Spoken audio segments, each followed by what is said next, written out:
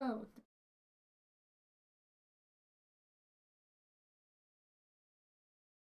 um, I know that you did them.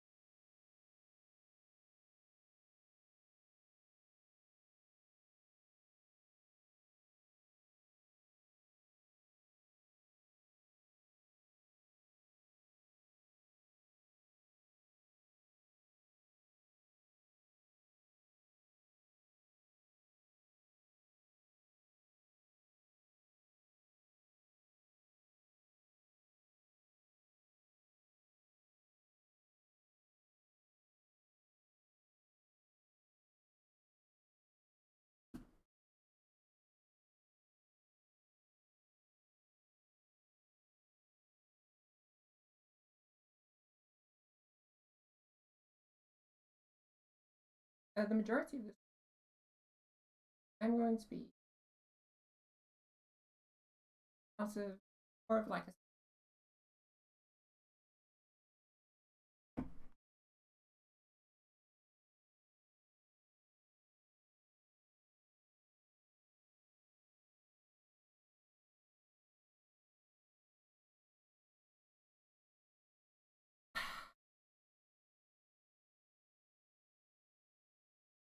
There you go.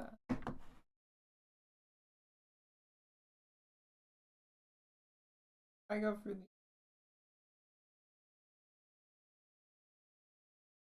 house and stuff. Um,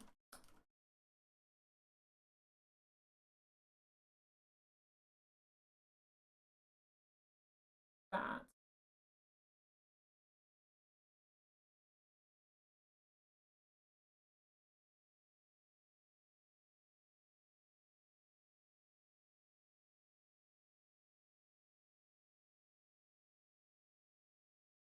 is one.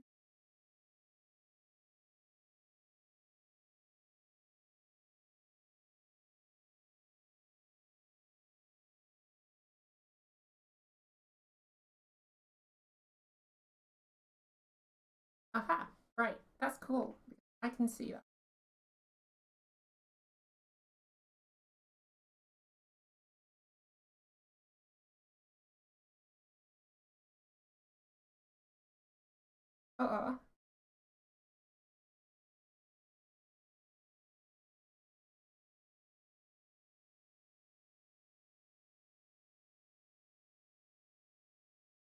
Yep, cancel that.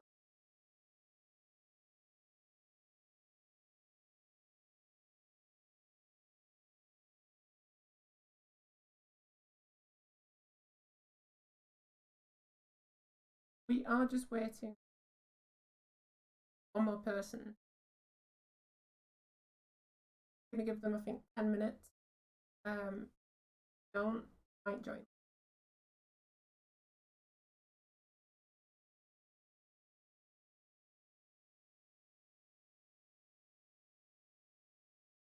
That con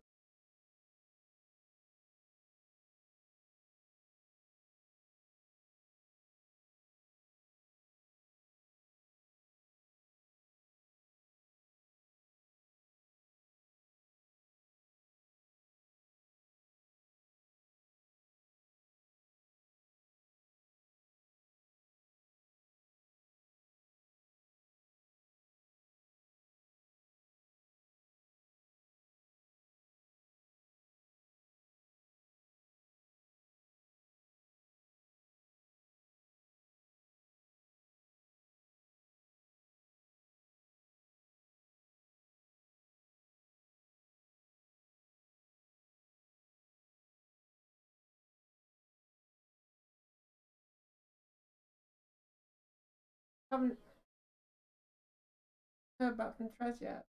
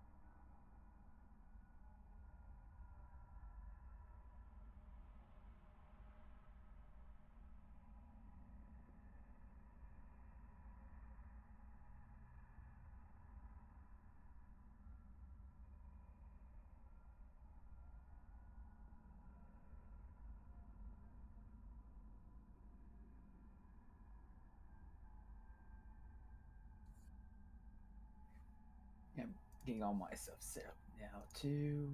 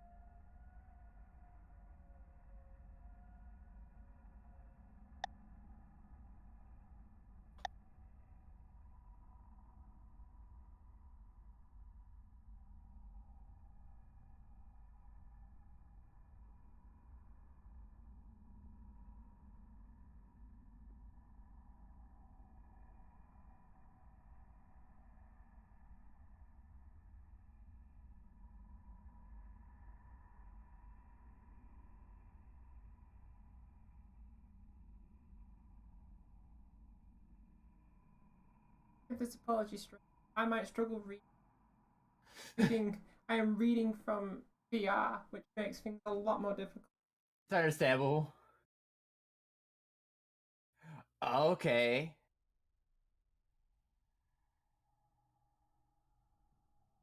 That is completely understandable. I might just stumble upon my words because sometimes I suck at reading.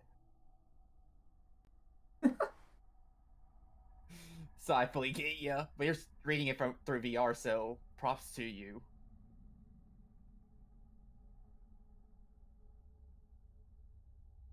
On the other.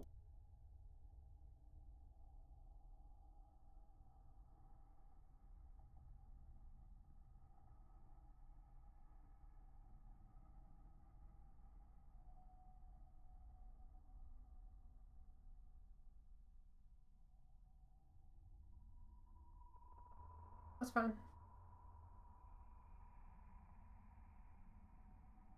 Now we're just suck.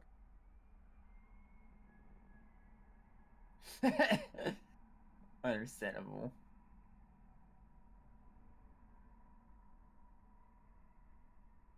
Literally, like reading stuff for like games and all. Like I can read it perfectly in my head, but as soon as I start reading things out loud, I'm like,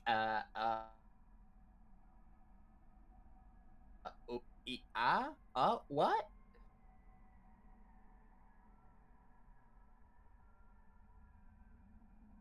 Oh, that was me writing it. I've been at it all week. I have this amazing unpick.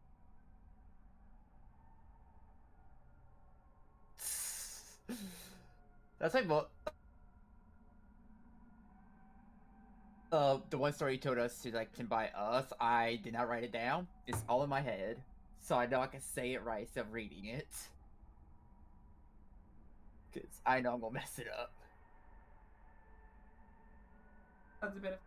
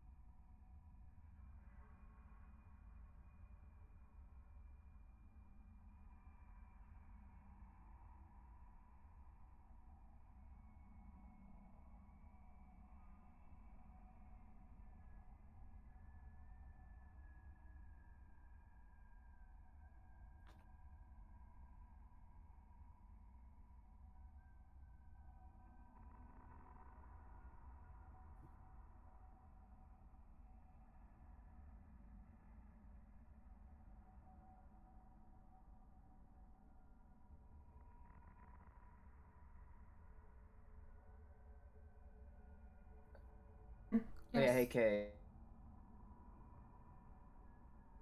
Let me know when you're out of your screen because I'll do the same too.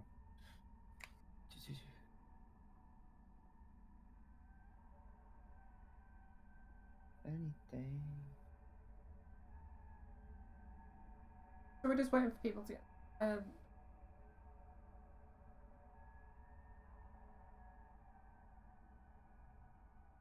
Like Trez might. That's okay.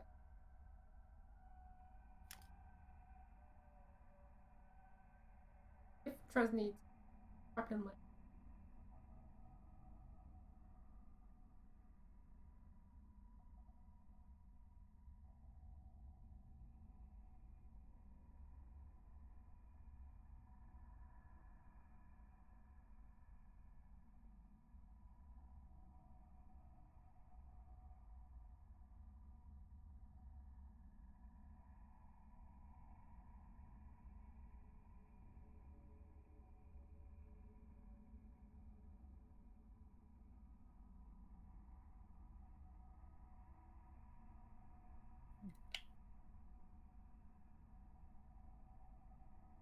I'm ready whenever y'all are.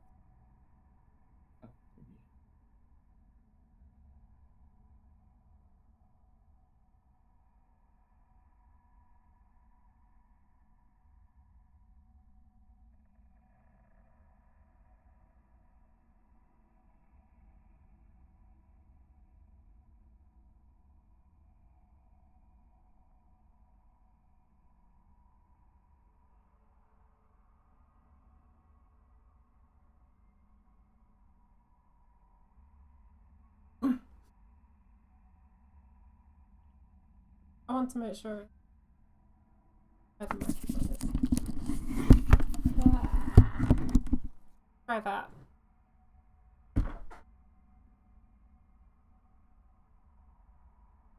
Can it hear me? Hear me.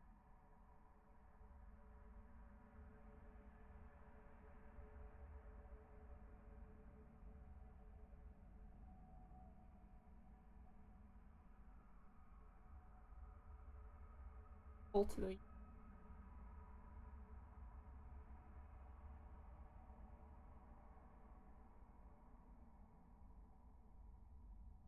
you hear me now?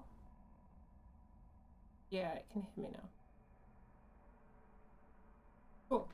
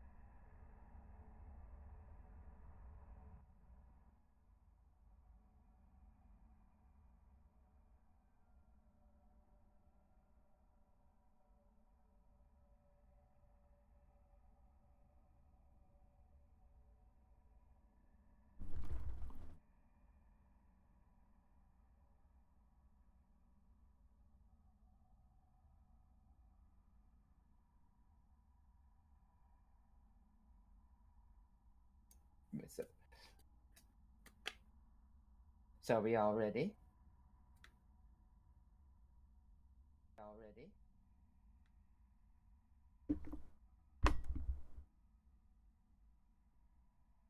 I am now. Making sure everyone was here. Oh, all right. Huh? Yeah, I'm here.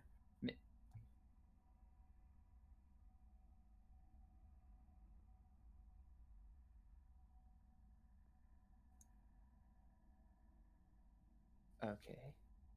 Now my interactive PNGs are finally working. Except for one. I don't know why.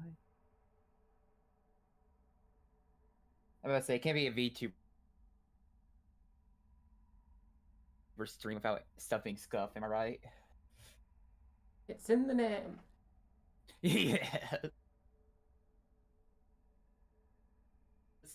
Because for some reason everyone else's PNG reactive thing for Discord is popping up, but yours just decided, you know what, I'm gonna be shy and not show up. I don't know why, but let me just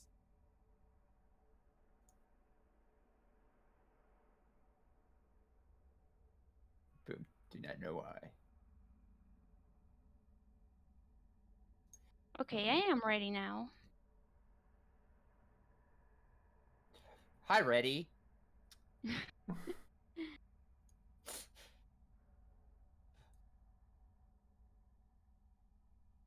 I'm ready too.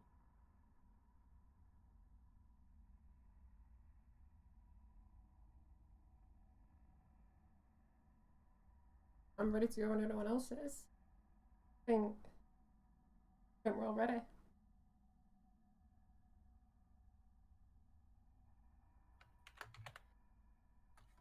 Yeah, I'm 100% ready. Yeah, me too.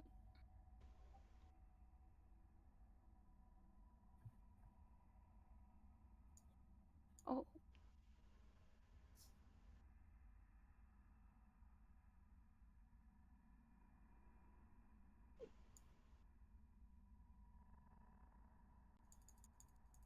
One last chance.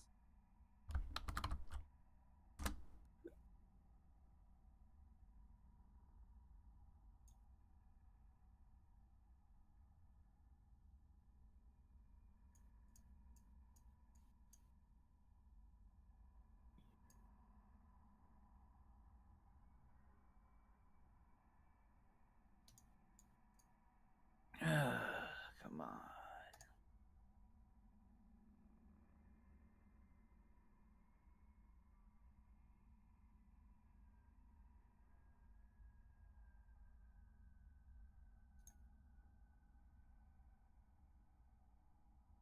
Bada bing, bada bing.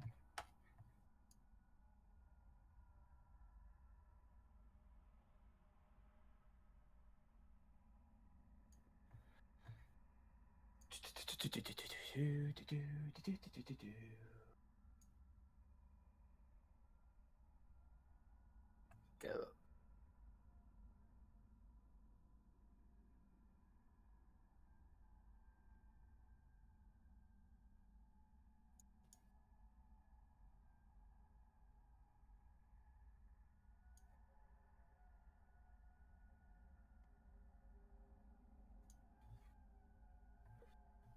Oof.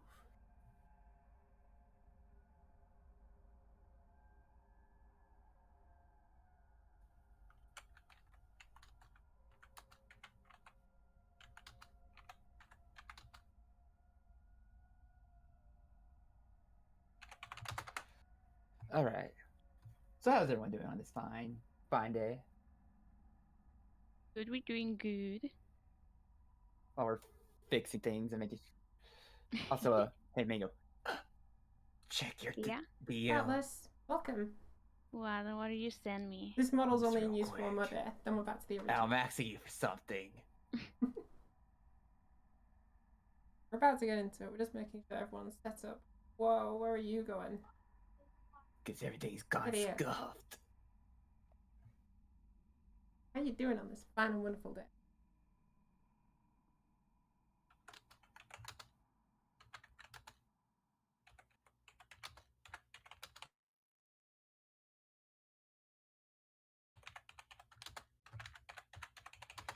But yeah, let me crack my neck again.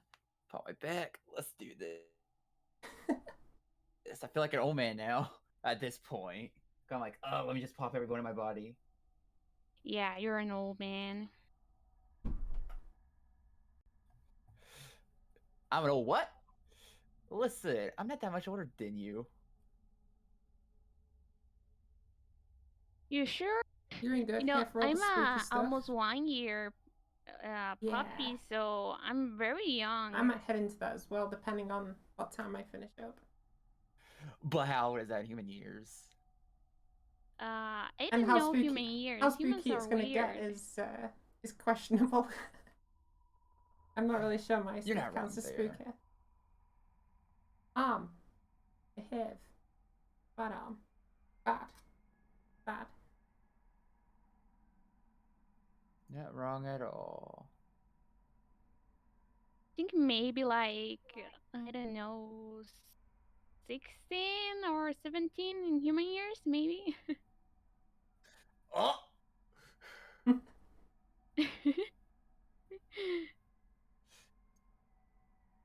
Listen, Bump. I'm a small poople. You small poopa. Imagine being a small poopa. Can't be me. Well, talking about small, you're smaller than me because you're an Wow. axolot, so you're pretty small.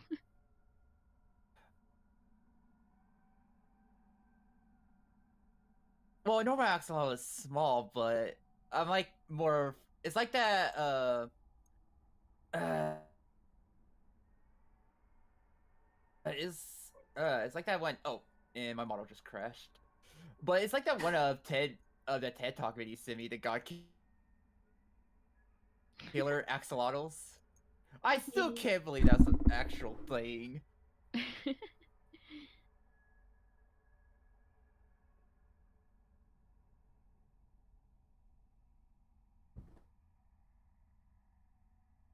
Like, honestly, how am I a God Killer?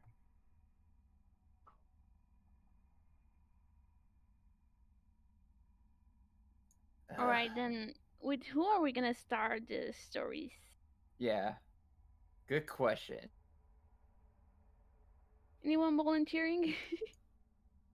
I could go first. I mean, if you want to go first, then by all means.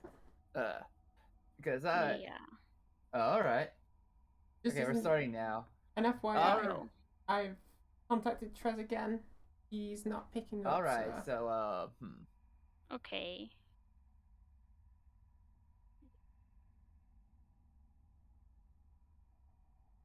oof. All right. So I guess I'll go first then. All right. Yeah, you have the floor, sir. So to get in the feel of this, yes, I'll say it. Okay.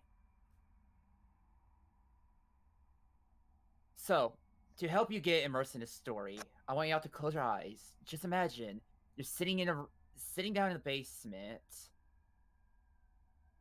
just playing a Nintendo Wii. Super Smash Bros. Brawl was recently released, and you're excited about that game. And now, since you got that feeling now, let the story begin. So, you're this. So, imagine yourself in the basement, just playing Smash Bros. And your parents are out country and out state for numerous reasons, and the only people looking after you is your brothers. So, the neighbors decide to call over your brothers and stuff and say, hey, we got food for you, so come over and you can pick it up. So they said they won't be gone for that long. So you're like, okay, I'll just stay here if you're not going to take that long. So while you are just sitting there, just playing video games, being a cool gamer moments and all of a sudden you hear a crash, glass breaking. You're wondering, like something races through your mind. It's like, oh, my person must have something over. So you call out saying, hey. Well, basically, when not call out, more of a you scream and say, "Hey, are you idiots breaking stuff again? Wait till mom hears about this." But you don't hear anything back. You just hear just a slight footsteps just coming closer and closer. So you get concerned, and you just walk. You slowly go up the stairs to the basement. Listen out for these footsteps, and you don't really hear them. So as soon as you don't hear them, you're like, "I should probably lock the door." And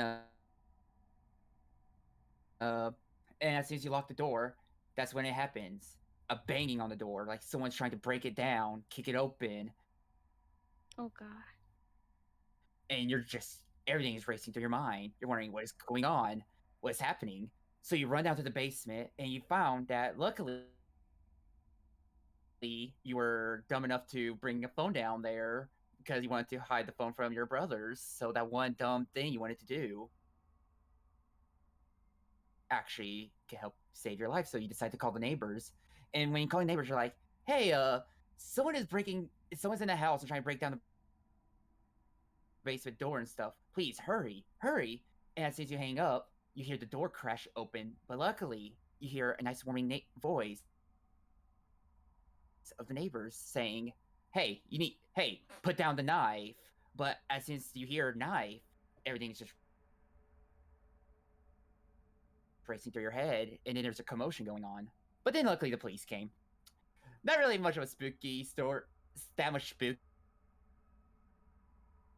spooky, just more of scary in the sense that anything could happen at any moment.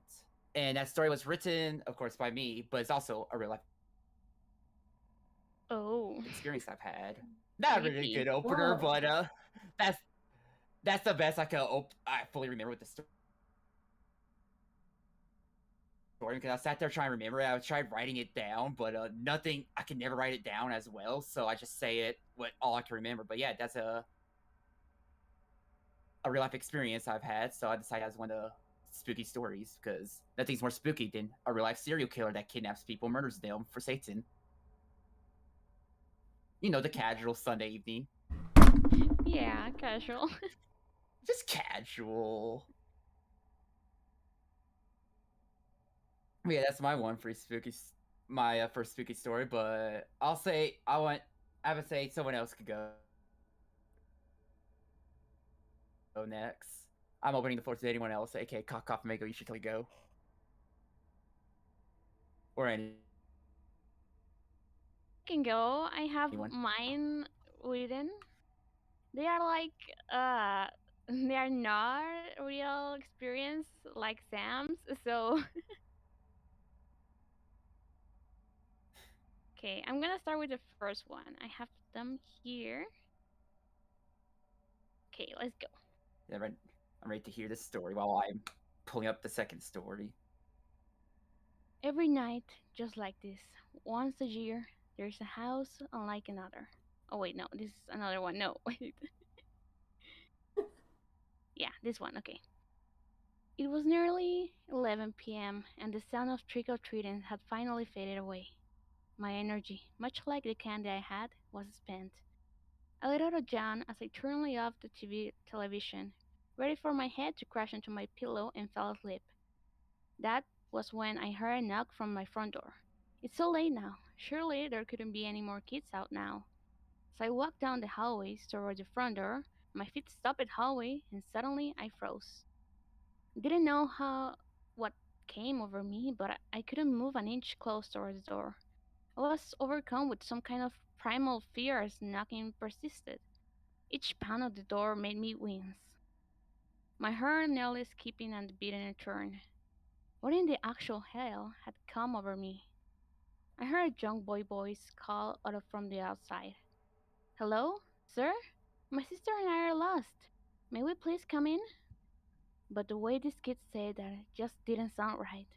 Something so distorted, as if it was a bad recording of a child's voice. That's when another voice came. This time, a young girl's. Please, sir, we just need to use your phone. Same thing. The voice sounded so inhuman. I thought for a moment that I must freak myself out over some of the horror movies I saw. I wiped some of the cold sweat away from my brow. It was only children that needed help, that's all. Forced myself forward. My feet resisted at first, but I was able to finally make to the door. Hold on a minute, I called out.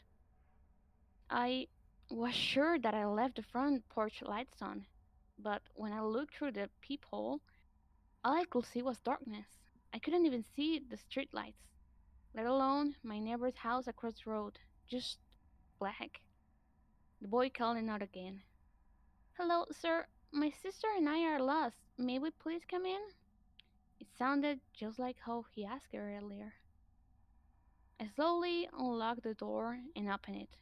Standing before me were two kids, a boy and a girl, both maybe younger than 12. They both wore jeans and red hoodies, and when they lift their heads for a moment, they look normal. Till I looked into their eyes. My heart sank as I saw black voids fill their sockets, a pure vantage black. I slammed the door and locked it. All I could hear was, John, John, let us in. The both yelled and distorted children's voice. The door shook as they beat up on it, and the lights in my home flickered. The yells turned into high-pitched ringing. I thought I was going to go deaf. Then silence. Absolute silence. I sat there until the fear finally dissipated. I looked through the peephole, and sure enough, the lights were on, and the children, those things, were gone.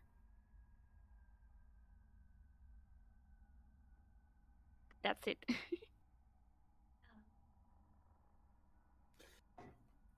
Yay! Eh, Kinda short, yeah, but Huzzah! Better than my first story of me trying to tell it.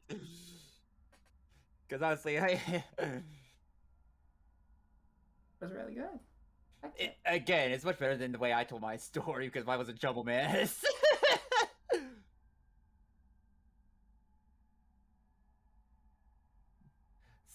So, who Um, wants to tell their story next? Let's hear some more spooks.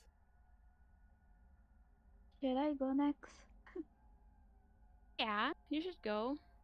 Where you go? Okay. This wasn't my experience, but it was my friends, my best friends.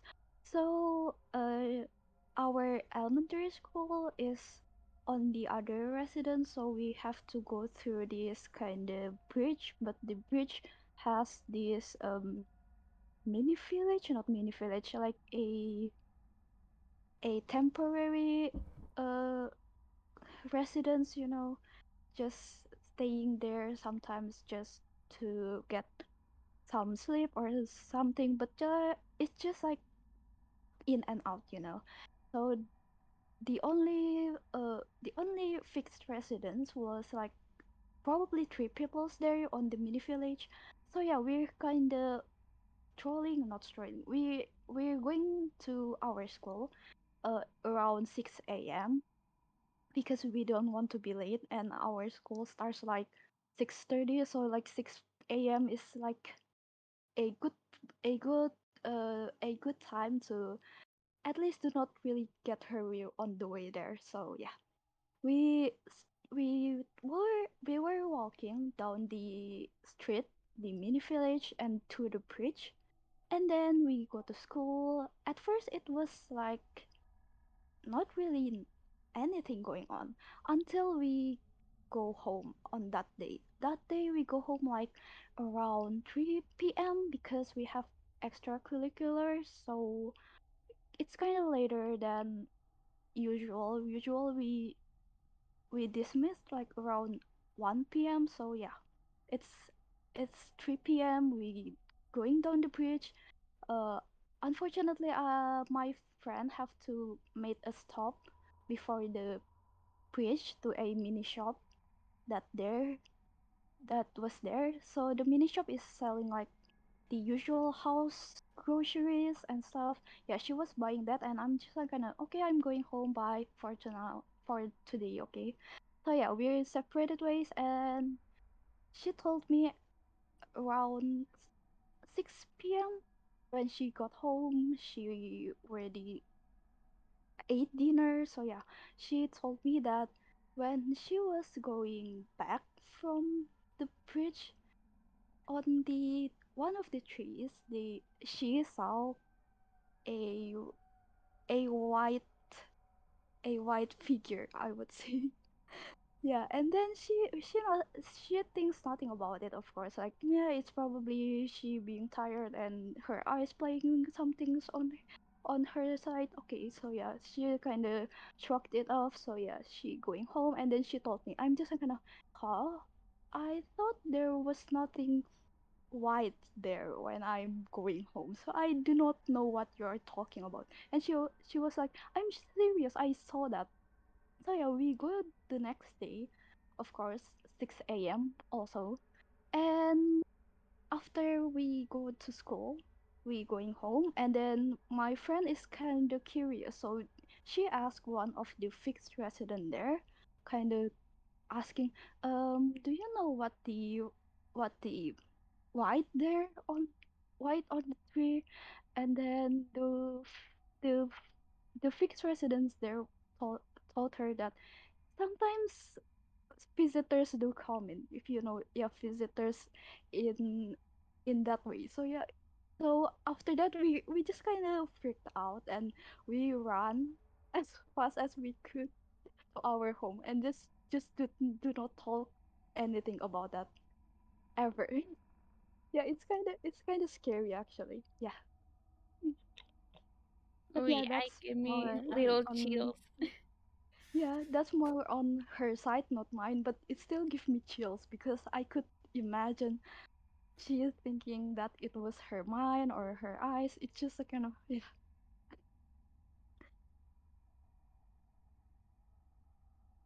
Oh yeah, the trick, like you don't know what it could be and stuff. Like I was on the edge of my seat just trying to solve it. Was like just mind playing tricks or something else. Yeah, it's definitely scary for her. Yeah, if you live it like yourself, it's definitely Oh yeah, scary. I would have. Yeah, like honestly, if I was in that situation, I'd be shitty Yeah. bricks, wondering what's going on. God. It's All crazy when right. you have like things like that happen to you. It's what? Am I going crazy? Am I like Yeah.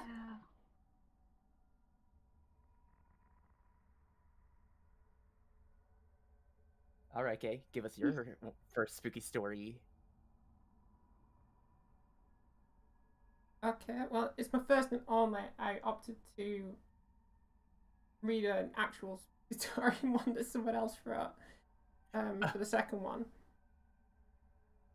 But I'll read the garbled mess that I wrote. Okay. Hey, it can't be as much of a garble mess as my first story. So I'll preface with it's not from the viewpoint of the characters, but mainly from like an omniscient source.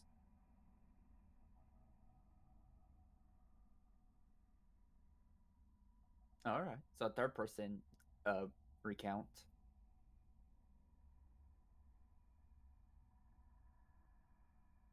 But when I read it, you'll figure out why I'm not a good writer.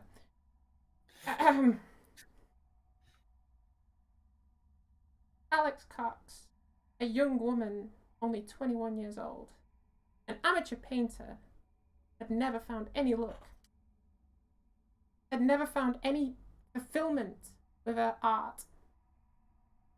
Nowhere to showcase her work, nobody to see her work, and no compliments were ever thrown her way for anything she ever did.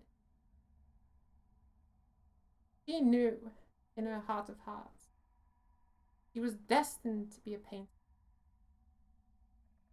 So she took that initiative, that first step, to help herself fulfill her dream.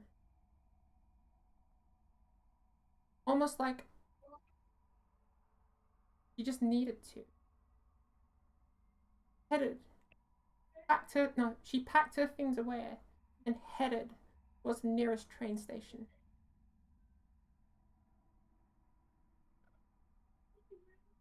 While she was on the train, she was looking up cheap rooms in the area. All of them were ridiculously expensive, except for a small little cottage and only one room of it.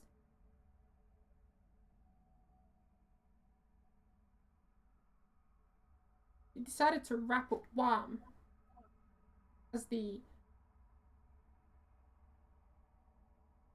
night was cold, um, and she knew that when she arrived in Cornwall, she would need more than 3 layers of clothing to stay warm.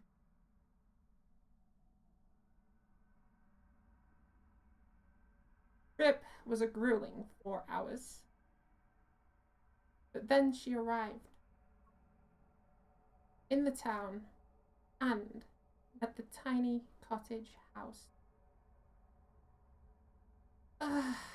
Just one room in this tiny cottage. Spending as little time as possible, she dropped her things off and got the house rules from the little old lady that owned the cottage. They were nothing special. Mainly just don't be out till late. You get your own key and don't cause too much noise. As she expected, when she got to the top of the cliffside, the chill was intense. It was cold, and it was peaceful. And as she was looking around all the varied surroundings, she knew that it was perfect.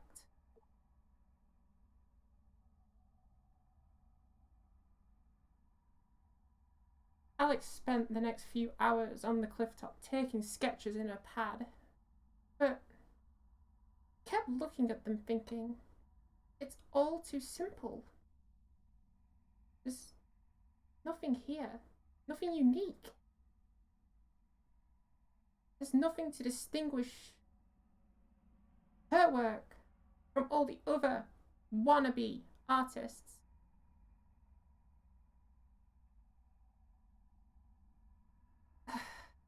This was a terrible idea. She mumbled as she got up and started to walk down the coastline. She wanted to distinguish her work.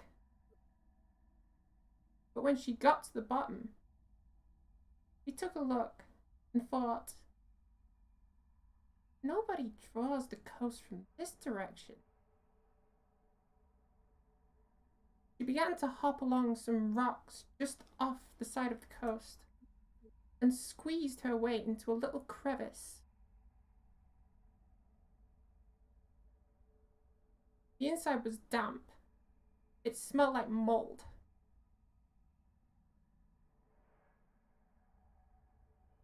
And in her mind, under her breath, she said, oh, a piece to show what can lay under the scenes of joy.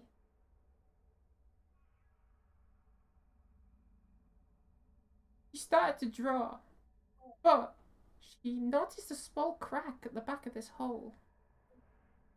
A very small shimmer of light shone through, a very faint glow. Without a second thought, Alex grabbed some of the closest rocks and rubble she could and started to chisel away at the stone in front of her. Within a matter of minutes, all of the backing of this crevice had crumbled away. And right there in front of her was a spiral of colours from the rainbow and beyond. She looked at it with the most inquisitive look she ever could have. There was no hesitance in what she wanted to do, and she reached out and touched the spiral. Her hand went straight through. Expecting to hit the wall at the back, it just kept going and going. She pulled her hand back out and started to wonder what had happened. What was this thing? I was expecting a wall.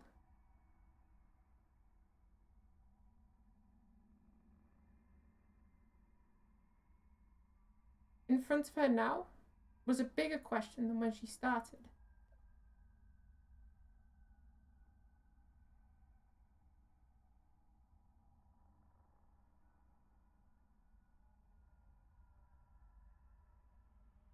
Oh, I've missed like a whole section.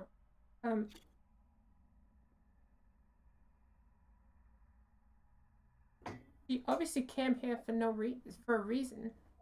She wasn't about to let this just go. So she put her hand back into the spiral. And then her other hand. And then her head. Until she was practically through the entire thing. She stumbled out the other side. She looked into the sky. A haze of purple, lilac, every colour.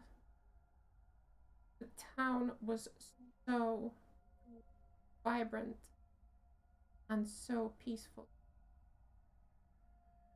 There were no inhabitants in sight, and most of the houses in the area looked to be dilapidated. There was nothing, but it was.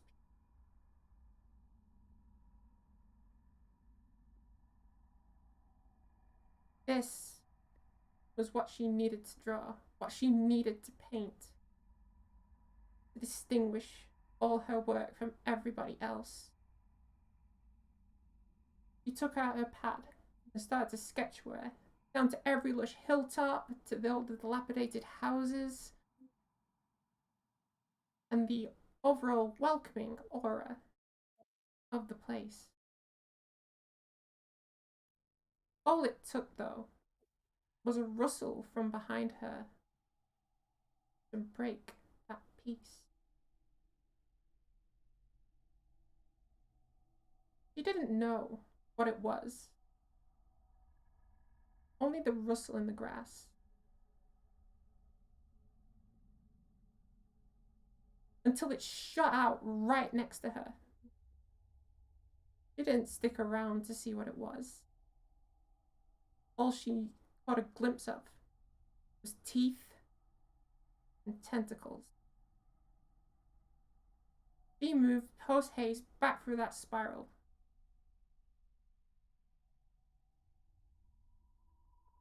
She was spooked out of her mind.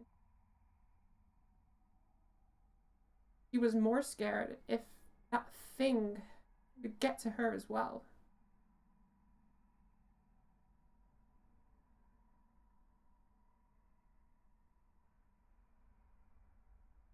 What the hell was that thing? Screw this, I'm out of here.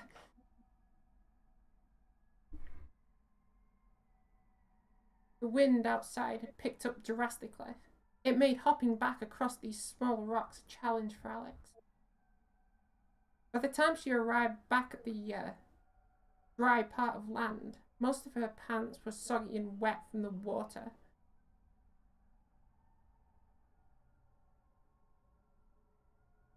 She was still in shock and decided just to take off back to the cottage.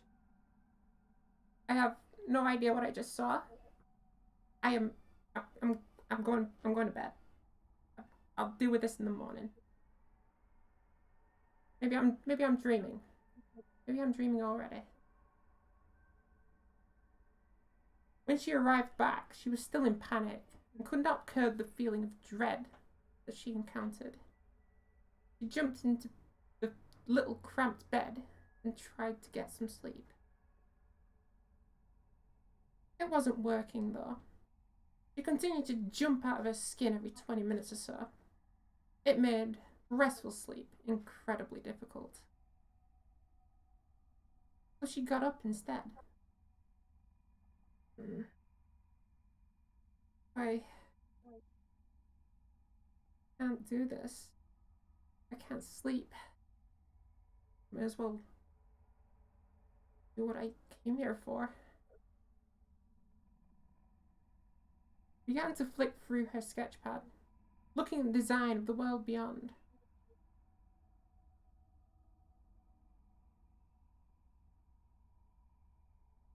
She looked at it and decided if she went through the hell of doing that, encountering that being, she was going to make sure people knew about it. Put her shoes and coat back on and went straight out the front door. At this point, she was already breaking rules.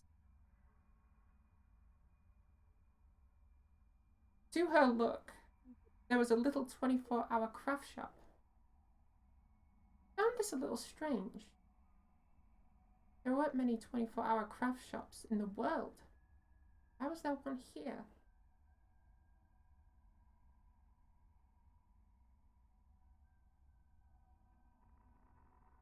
This shop was only a 7 to 10 minute walk from the cottage, and it caught her eye when she first arrived, but didn't want to waste the money if there was no inspiration to be had.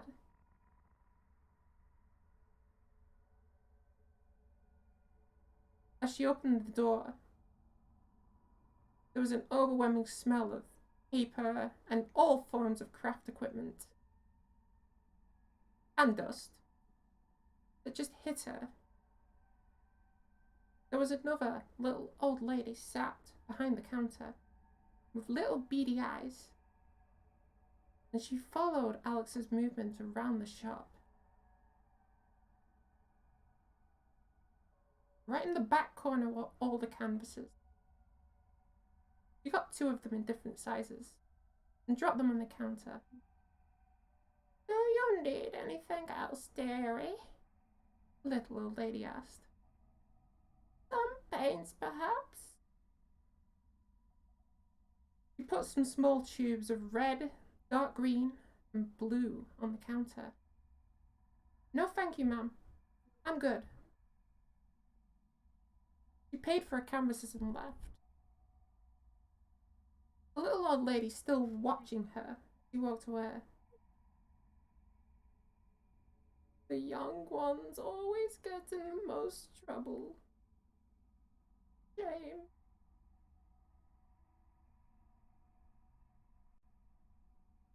She got back and set her equipment up. She used the pad as a reference and started to mark the canvases with a pencil, making each line as close as the original as possible.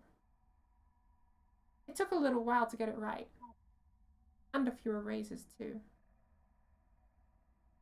But there it was, a cleaned up and wonderful looking sketch. I can't believe it. I did it! I'm halfway there! She started with the paints now, and it was much more arranged than the old lady was offering. There were mixes of dark green, purples, blue, and mostly any colour you could imagine. When she stepped back to admire her work, it was like she was there again. All the vibrant blues, purples, violets, all different colours of the rainbow. Okay, first layer's done.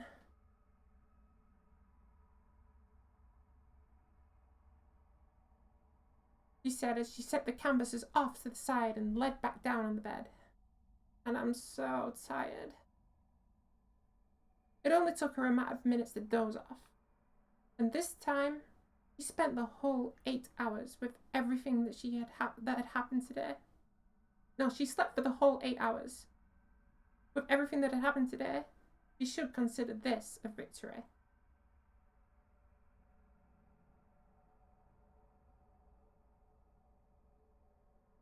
Chapter 2. It was 4:35 in the morning, and Alex had just toppled herself out of bed. Everything seemed really grainy to her for a while, but she started to go through a regular morning routine.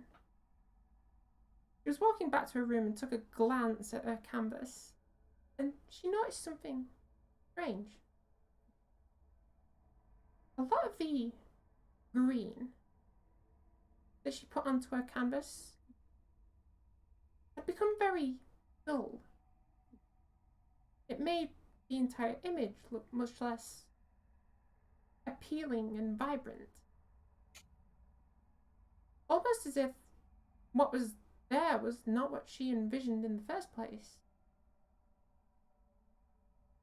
Must have been the cheap paint I used, she said as she investigated the green paint, which now was also the same colour, grey. At this time, it spent a couple of hours and it was now 6 a.m. There was a loud knock at the door.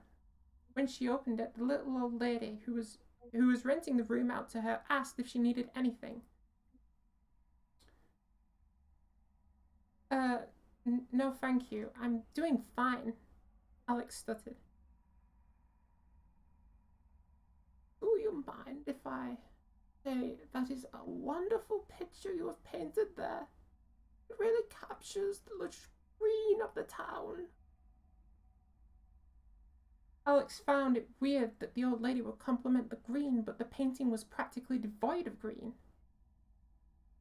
What was happening? Just to be sure, and for some moral support, she decided to call one of her best friends from her old school days, Luke. She'd always considered him to be wise and knowledgeable about things, even things that you could possibly call supernatural and difficult to explain. So she decided to call him immediately. It took a few goes to get through, being early in the morning and such, but Luke eventually picked up. Ugh. Alex? What are you calling me like 6 in the morning for? His voice was grudgy and tired. Luke, I need your help. I would try to explain it to you, but it sounds insane. Sure, what do you need? I need you to catch the next available train to Cornwall, specifically the small village just off the coast.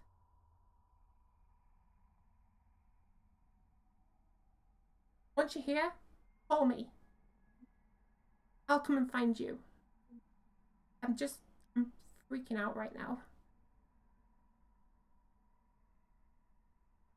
The phone went dead. But Alex knew what this meant. It meant he was on his way. But she couldn't help but look at the painting and try to understand why only she could not see its true nature. That she tried to show through her art. Several hours passed. Alex was still in her room, wrapped in a blanket around her bed. Wrapped in a blanket on her bed. Her phone began to buzz on the nightstand. When she saw who it was. Yes, he's here. He's finally here, she said with a sense of relief. Luke! Okay, Alex, I'm here. You're just lucky I didn't have any major appointments today. Where are you? At the town entrance. Stay right there. I'm coming for you. She immediately dropped the phone call and got ready to leave the little cottage. After she opened the door to the main road, she was gobsmacked to learn that it wasn't just her painting that had lost its green hue. The entire town was extremely bland. Nothing but a festering grey over the top of the cliffs. The fields practically everywhere that she looked was completely grey. But only the green was missing. Everything else was still there. Tears were beginning to run down Alex's face, and she started to dart towards the village entrance. She felt like she was going crazy, but seeing Luke standing there was such a relief to her. She jumped in for a big hug, but he lost his footing, and they both fell flat on the ground. Alex started to explain what happened to Luke while they were making their way back to the cottage. Obviously, Luke didn't buy much of her story and thought it's a joke. But the more and more that Alex explained, the less and less it felt like a joke. Luke was heavily interested in this portal that Alex found. He said it was heavily important and potentially the reason why she had lost the ability to see the colour green. So he couldn't directly pinpoint the reason for it, though. Alex looked at him in disgust, telling him that he's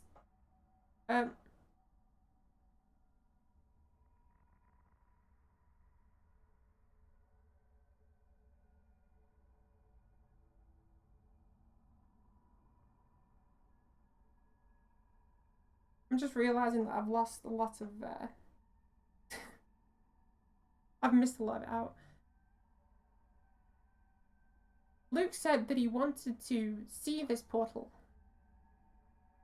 potentially see what it was, and to see this other side that Alex had seen. Alex looked at him in disgust, telling him that going through that thing was a death sentence.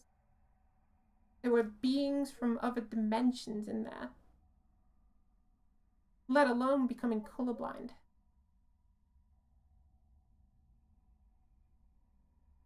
Alex's attempts just fell on deaf ears. In the end, it was futile. Luke wanted to see the other side, and he was going to see it.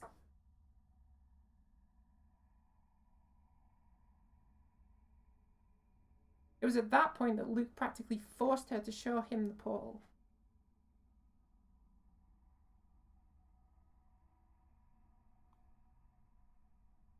Alex reluctantly took him back to the coastside and to the rocks where she hopped along to the crevice. Being back here just gave her mad shivers. She did not want to go near that portal again, but had a feeling. For nearly the whole walk, she was trying to convince Luke never to go near the portal, but he just wasn't listening. He was convinced there was a logical explanation, saying things like perhaps consumed some sort of hallucinogenic that would explain the wild and vivid colours that she was suffering the aftermath just now.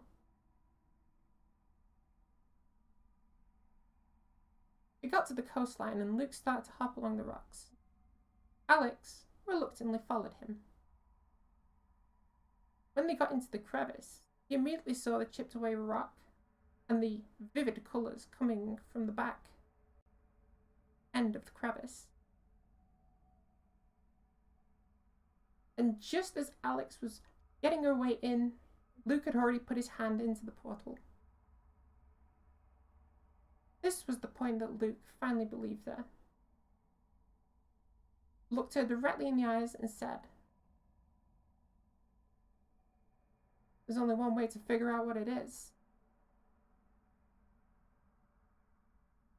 And quickly leapt straight through the portal.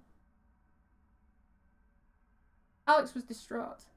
She warned him what this was. And he just went in there so carefree. And now he might have a worse fate than her. She let her fear.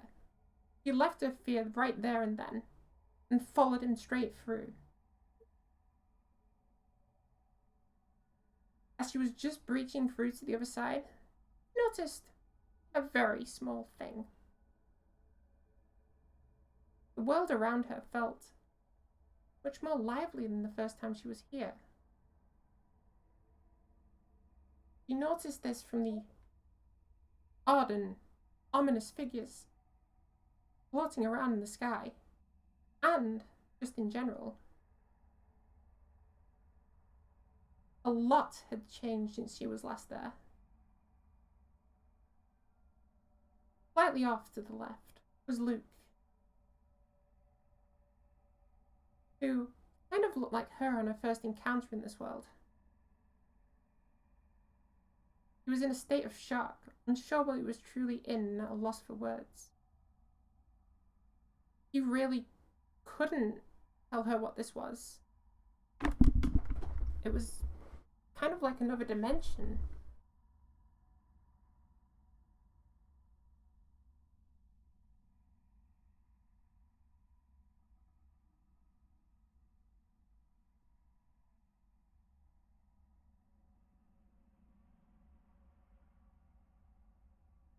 Again, the similarities lined up, as they should have known that their presence in that world was not unknown.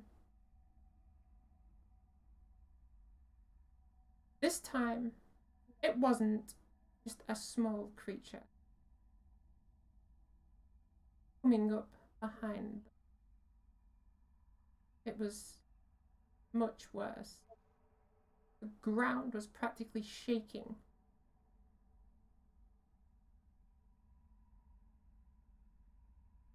But it had its eyes set on them right from the moment they went through. Just over the cliff top.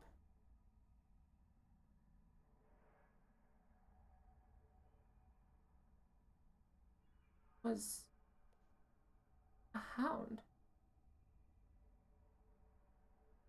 But it was massive. It practically blocked out the moon. There was no explaining what that thing was. It looked them both directly in the eyes and started to claw its way up the cliffside until it was on flat ground. It stood tall and let out a mega howl. One of the loudest things they had ever encountered.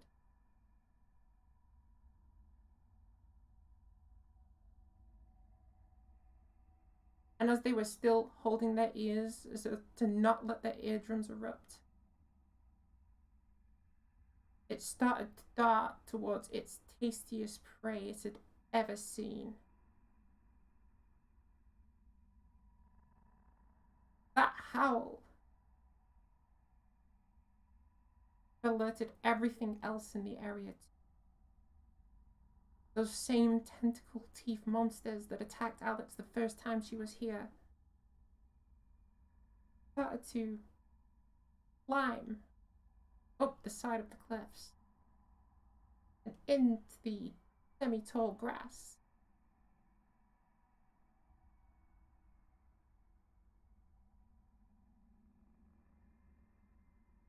That hound, every step it took, shook the ground as it was getting closer and closer.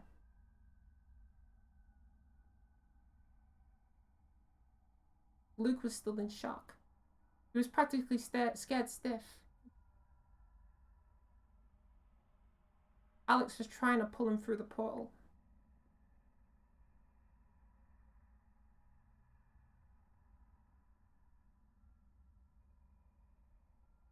But she was finding it really difficult to move him. He didn't feel heavy. It was almost like she couldn't grip him. When she took a look at her hand,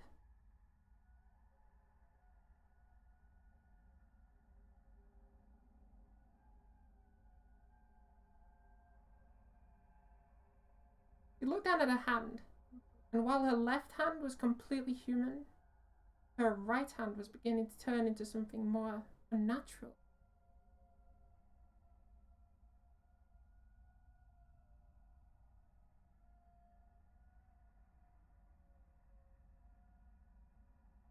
Still had parts of a human feature hand. She was still able to make a fist, but her fingers had become long and floppy. Almost like tentacles.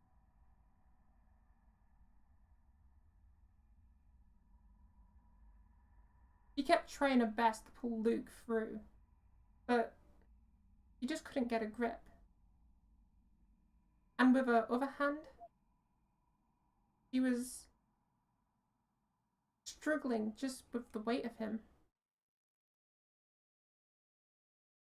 That creature was fast approaching, and they were just mere inches away from the portal. All they needed to do was push through. She grabbed his collar and pushed her own way through. Once she was back in the crevice, she put all her strength into pull, pull, and pull. And as she pulled, his head began to come through the portal. they'd be almost back out. They were almost back out until Luke began to scream.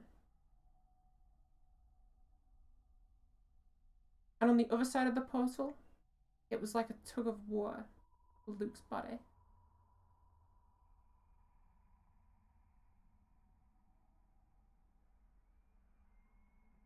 It took her all her strength to pull Luke back through the portal. Eventually, the other side gave way, and both of them just fell into the rocky crevice. This was not without sacrifice. As Luke's leg was no longer there, almost as if it was ripped off.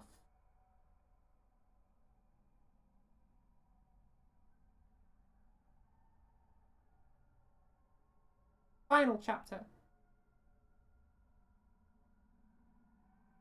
Alex took her jacket off, wrapped it around the wound on Luke's leg. It wouldn't last for long, but it was better than nothing. It was difficult, but she managed to get them back along the rocks. It took them a while to do so, though. And just the walk back to the cottage was such a major task for them, considering one of them couldn't walk. When they did get back, the little old lady was asleep. They did their best to sneak past, but they weren't doing such a good job at that. They let Luke down on the bed, took out some of the emergency medical supplies the old lady had. It wasn't perfect, but it was the best Alex could do until they could get some form of ambulance.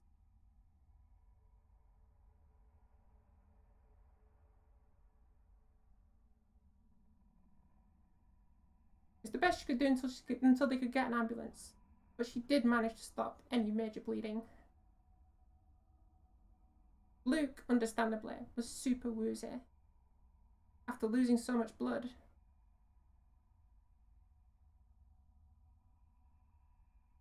He was struggling to speak.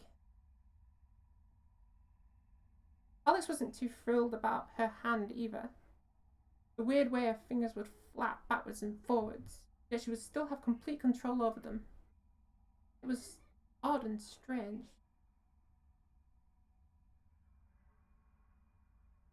She started to pose an idea to Luke, who was barely able to stay conscious. If they were to somehow close this portal to this other realm, would they be able to recover? Would it be like magic, where Luke's leg would return and Alex's hand would go back to being completely human? Talking to Luke in this state was not the best idea, as he could barely formulate sentences.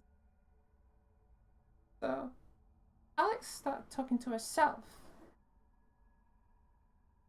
and started to think about things the way Luke would. Questions like, why was the world so different to before? Why were there different creatures there?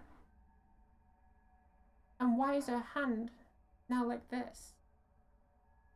What changed between her first time there and this time? Alex looked into her mind, and she only came out with two answers. This time there were two people on the other side of that portal. But that didn't make sense. That wouldn't change anything. So what was the other thing? He had painted a picture of the other side. When that thought came into her mind, she took another look at her painting. The greens were now solid grey, and not just dull. and her blues were also beginning to deteriorate. The more and more she looked at her painting, she started to notice that just off the cliffside, in the pattern the painted left, was almost like a dog. But this wasn't a cute dog. It was more like a hound, ready to tear into flesh and meat.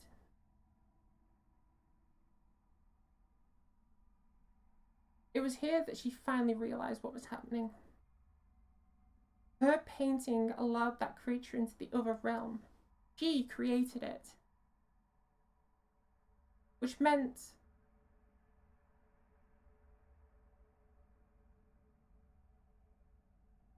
oh, sorry.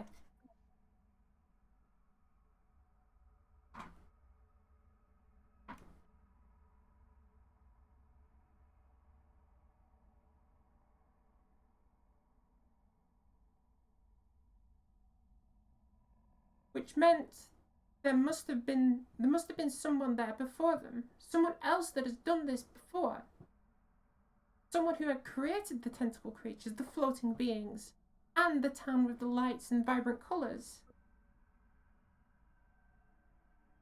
But it had long since begotten.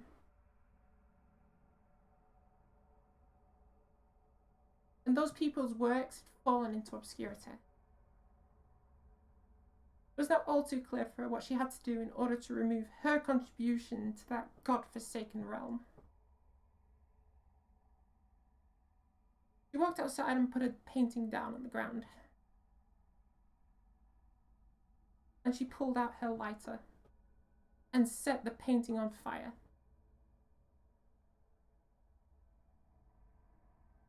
As it burnt, you could hear the screams and whines of the beings that it created. Almost as a last-ditch effort from the realm. Almost as a last-ditch effort from that realm, a hound formed itself in the flames and attempted to consume Alex. The flames were too low to cause major damage to Alex, her clothes, or her surroundings.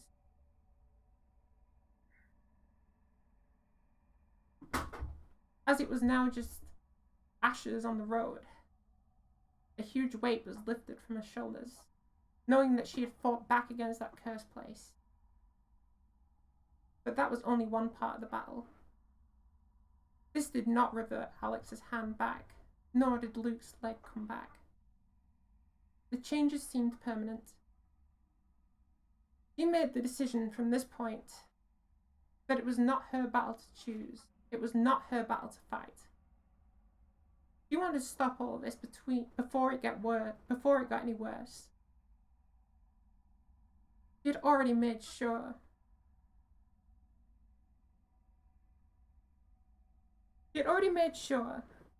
Luke's leg had antiseptic and that there was no infection. And except for having no foot or lower leg, he would be fine. But there was no way of restoring Alex's colour blindness. And no reverting her hand back to its full human form. So she made the ultimate choice. And she decided to chop her own arm off. She stood in the kitchen, the old lady asleep in the front room. Got one of the kitchen towels and chewed down onto it. She took a kitchen knife from the drawer and placed her arm on a chopping board. She looked at the part that looked the most squid and chopped just above it. She closed her eyes and sliced. To say it was pain was an understatement. She was bleeding a lot and tried to bandage it as much as possible. There was no squid left to infect, she would be cured, partially. When she returned upstairs, Luke had finally come to somewhat, and he began to ask her about everything that she encountered, to which Alex turned to him and said, "Now, we bury it." After witnessing and encountering this world himself, Luke agreed. That night, they barely got any sleep. It was very difficult, and they were still writhing in pain.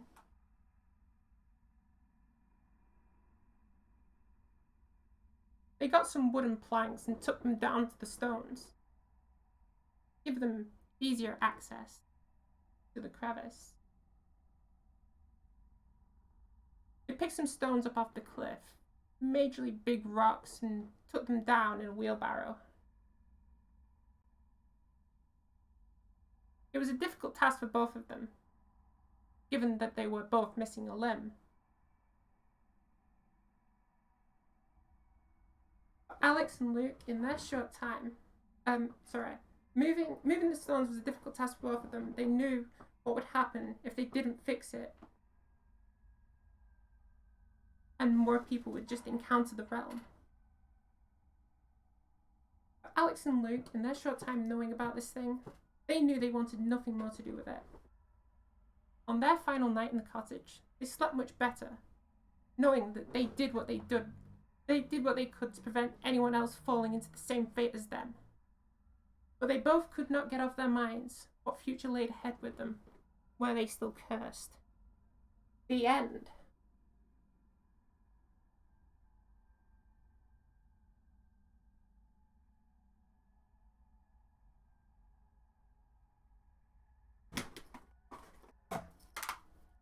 Ooh, damn. I thought she was was gonna intense. cut her whole hand. That was. Yeah, I can't believe that either. Oh, thank you for the sub, Jay. Yeah, that was such a long story. You like, I feel bad for telling such a short story for my first story. Yeah, me too. Well, yeah, during that story, I had to mute myself because I just got raided by Bobby Soul. So, oh no, we are interacting with each other. We're telling each other stories and stuff. But yeah, that was such a good story. Now I gotta get a longer story so I can keep up with UK. Hello. Yeah. Mm,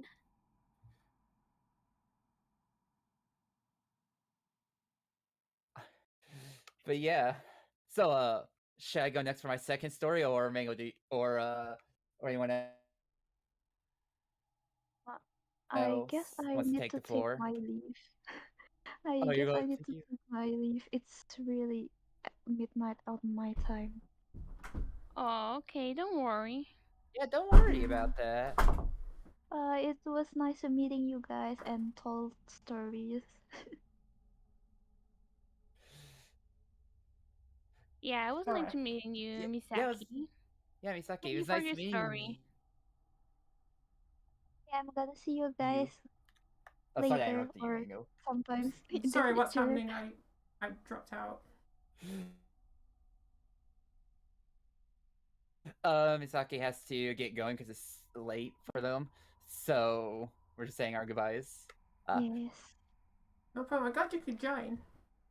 but also, Chad, if you guys want the maid outfit, just help me get to go. We just need 3 more now. 3 more subs. Okay, guys, I'm gonna go. Bye bye. Thank you. Bye.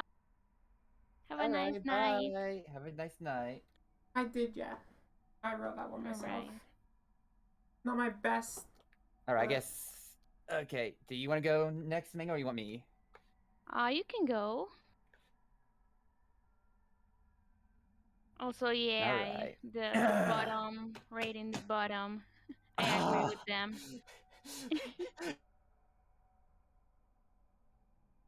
Am I never gonna live down living down being called a bottom?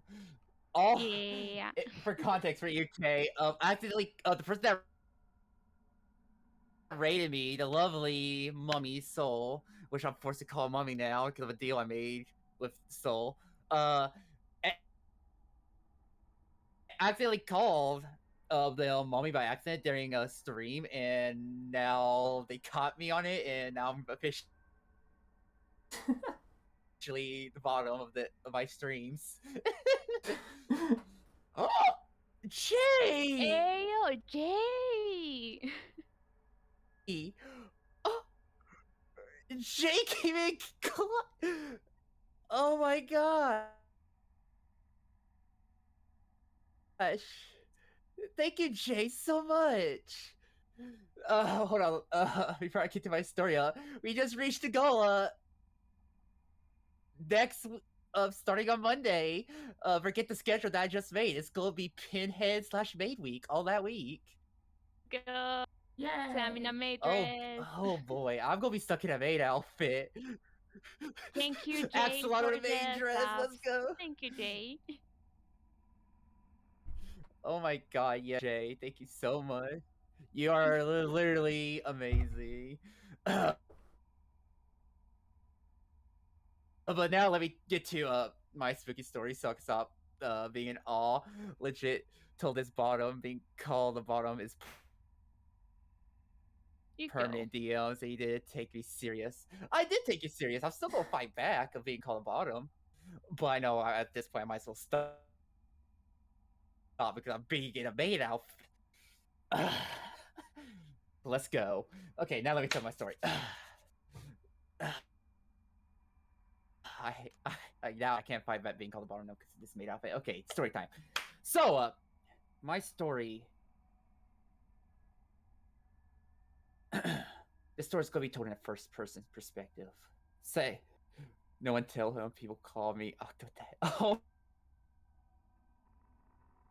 no! Oh no! I'm being called bottom, and then I have UJ being called Octodad. Oh no! No! Oh god! Oh god! The memes, Jay. Okay. So this story's gonna be told in a first person perspective. It's going well, Drago. We reached our goal. Okay. So this story takes place in an abandoned elementary school. The school's been known for a murder that occurred there. But told me that night. All we know is this elementary school's been shut down for as long as I've been here. So, one night, me and my friends, we were just all sitting around, just talking on our phones, just playing, deciding to watch online videos and all. Then all of a sudden, all the power in our neighborhood just went out. So we were all just wondering, it's like, how? Like, how did all the power go out? And as just bratty teenagers at the time, we're just like, what do we do now? So one person came up with the idea. Remember that abandoned elementary school near our neighborhood? And I was like, yeah, what about it? Well, let's go explore it. We got nothing to do. Internet's out, power's out. Who's going to really spot us in the darkness of exploring? So, so we decided, screw it, why not? Let's go. So we brought flashlights. One brought a GoPro, and one person, of course, our friend Ted, which I've totally forgot. I forgot to introduce this story. My friends to y'all. We have Ted. He's mainly known for his knowledge of occult and him eating all the time. Then we have my friend Julie. She's the how you say the superstitious. Like she doesn't believe all the haunted stuff, spookiness, and all, but she hangs out. She deals with us. Then we have Todd. Todd is more that kid, outgoing kid, but loves to be a troublemaker and all. Then you got me. I'm just boring. Nothing more to that. But now back to where I was. The bottom. So, fucking hate you, Mango. You got me. You got. Oh my god! You made me leave a So train. you can continue. You can Oh my continue. god! You get me. Oh no! I'm continuing. I'm continuing. But you made me lose my train of thought. I forgot. I said the names right. What were the names again? I forgot my own name. I hate you, Mango. I love you, but I hate you. One was called Todd. That's what I remember. Okay. Let me go over the names one more. Todd. No, there's Todd, Julie, and person that likes a cult and eats. What's his name? Let's. You you called me bottom, but that threw me off track so much, Mango. I'll call the cult dude that loves to eat Jerry. So we got Todd, Jerry, and Julie. So we all decided. So we all brought all of our stuff to explore this. So we decided to enter that elementary school. It was quite weird atmosphere in that school as soon as we entered. Because literally, like, there's no fences, all the doors are unlocked. So we just literally could just walk in. But as soon as we walked in, it was freezing. Like being in the of summertime, that is not possible for something abandoned. So it should have been blazing hot. And fine, we'll call the character that I'm reading as a first person. Bottom, fine, I'm bottom. So we decided. So it was weird, but we still get like, and it's just probably something we don't fully know. So as soon as we were walking in, we immediately saw to our left. What there's like, it was just like it was like a teacher's lounge, but there was like 2 decks in there. So we walked in, we were just looking around, just wondering like, why is this teacher lounge looking place having 2 decks? Then all of a sudden, just behind our ears, we all heard at the same time, we just a breath in our ear. It freaked all of us out, so we all turned around and pointing our flashlights to see who might have made that. Then when we saw nothing was behind us, my instinct was immediately blame Jerry for trying to spook us, but he swear it wasn't him. I was like, listen, I know you have trouble breathing sometimes, but do not make it into a scare. And again, Jerry was saying, it was me. Come on, why would I ever do that? You know, I want y'all to have the full experience and not anything dumb like that cheap scare. So I just gave him that evil look. It's like, okay, but I have my eye on you. So we walked out of that room, but we could, after walking down the hall, I turned around to just look at it, but I don't know if it's just my eyes playing on me or what, but I swear I saw something jolt back into the room. But it has to be my eyes. So I'm just going, but looking back at it, I should have not discouraged it and should have gone out of that elementary school. So we just did typical. We explore a few rooms and stuff. Nothing too interesting. But there's one room that caught our eye. It was the principal's office. Normally, the principal's office should be in the front of the school, but for some reason, this principal's office was in the back. So we opened it, just wondering, oh, what could be in this principal's office? The most cliche thing was there. We saw a piece of paper, and there was a pentagram drawn on it. I just looked at it. I'm like, okay, one of you guys must have been in this school to just place this here. How stereotypical, ooh, pentagram in abandoned elementary school. Ooh. So I ripped it up and just threw it on the floor, thinking nothing of it. So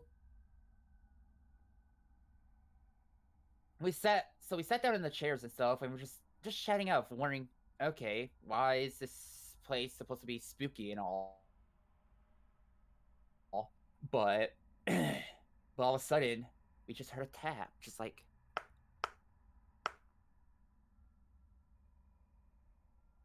and at first I thought it was just me tapping my foot, but at the rhythm that tapping was going, my foot was going faster than that tap. So I looked around. So we all looked around to see what's making that tapping. Maybe it was like some object just hitting and stuff, and all. Who knows? Time to hydrate real quick. Thank you for the hydrate. But the tapping, the more we were trying to look into it, the fainter it got. And finally, we were just like, I'm thinking stuff or something. We don't know. I can't really explain it. But then all of a sudden, as soon as we just gave up on it and just started talking about what should we else to do in this school, the tapping just got louder.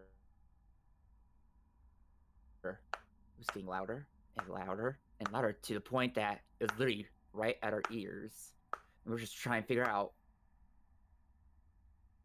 what's like, okay, who's doing this? This has to be like some sound effects or something. But then, nothing. Just stopped. So I immediately just got up. I was like, okay, which one of you assholes are doing it? And everyone just kept on saying, none of us. We weren't doing anything. So I was like, okay. So I pointed my flashlight at all their hands to see who's making the tapping. And I saw their hands were just basically holding their own hands together, like the thinking or just trying to figure something out. So I flashed my flashlight at the feet, but as soon as I flashed a flashlight at Jerry's feet, I saw something dart away immediately. So I was like, I told Jerry, it's like, okay, Jerry, what are you hiding under your chair? He's like, what are you talking about? And I immediately told him to stand up, and I tipped the chair over to see what was there, and literally, like, I swear, I saw something jolt back from there. It should have left like some type of like noise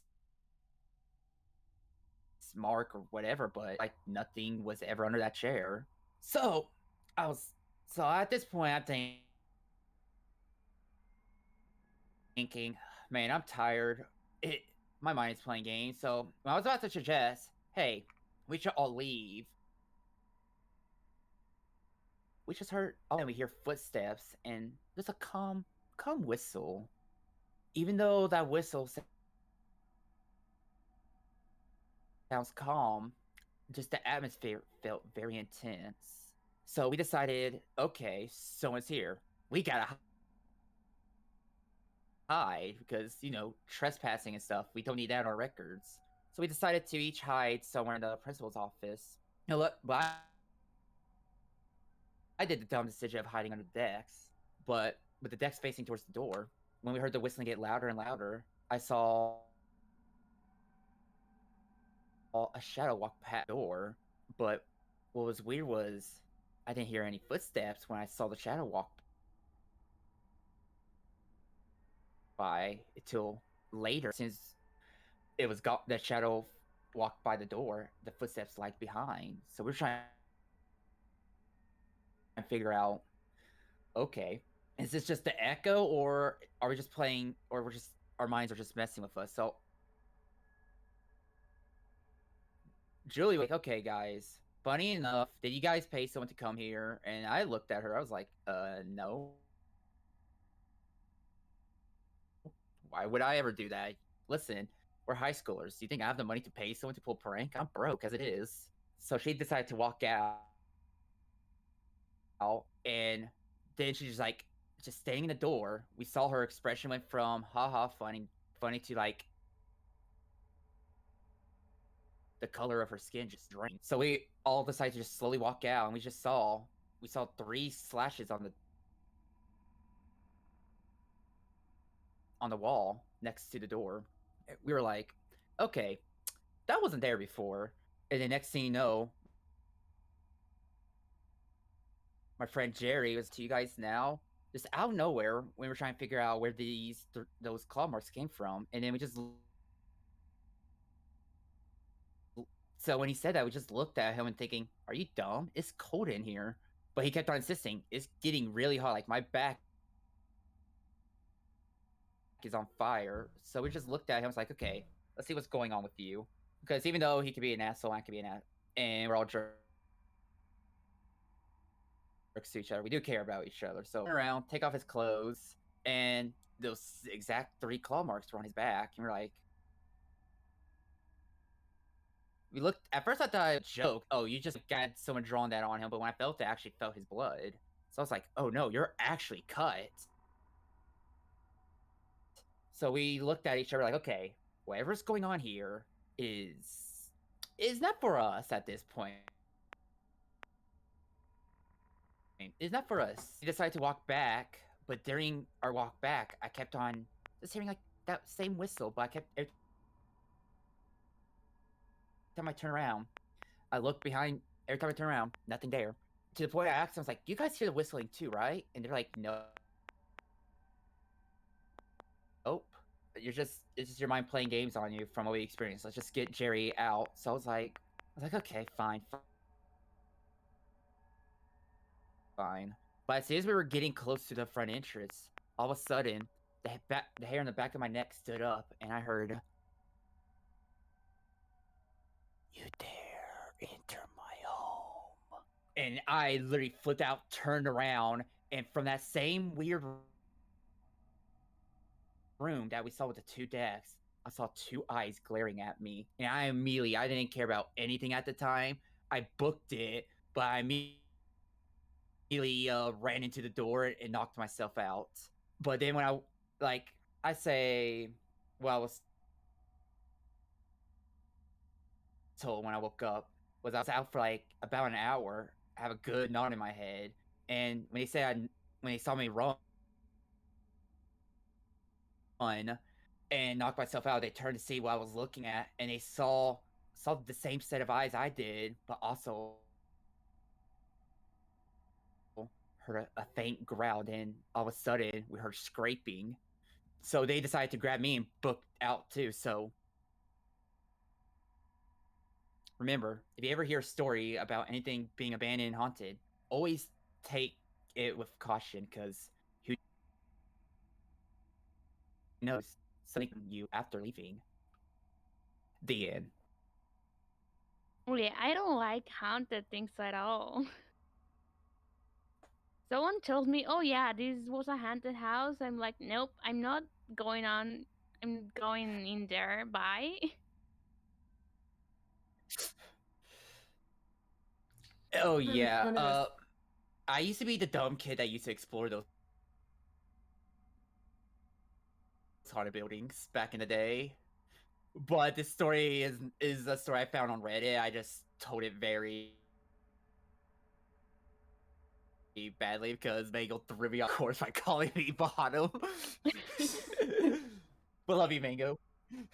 It threw me off so much because I was being all serious that next to you here, and you bottom. God. But what do you think of that story?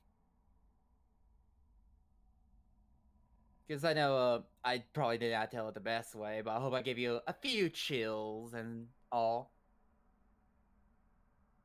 Especially the part But especially the part where you put the role as the ghost or the spectre. That oh yeah, that definitely that doing threw the me off. Oh, I hated the part like the friend with speaking. the things in his back, like he was hurt by Oh yeah, it's a some. common demon. Yeah, I hate that. because the demon is known for leaving 3 scratches, which is funny enough. With me telling that story, reminds me of No problem, Atlas. You have a one wonderful night. time. Well, my friends had 3 slashes on his back. I'll see if I can make it to HorrorCon. Take care of yourself. I like the It was crazy because back then we used to explore I'm abandoned doing buildings, but pretty there was good. this one place in Tennessee that is in Gatlinburg, Thank you for asking. which is known for being super haunted with World War II not World War II soldiers, of Civil Wars. And while the neighborhood he lived was near that, there's this one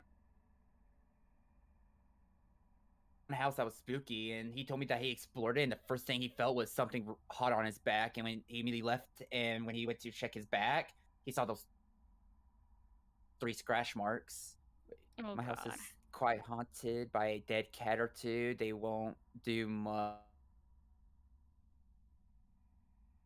just make noises and show up in the corner of your vision. And the part where you run like a bottom was very accurate, Sam.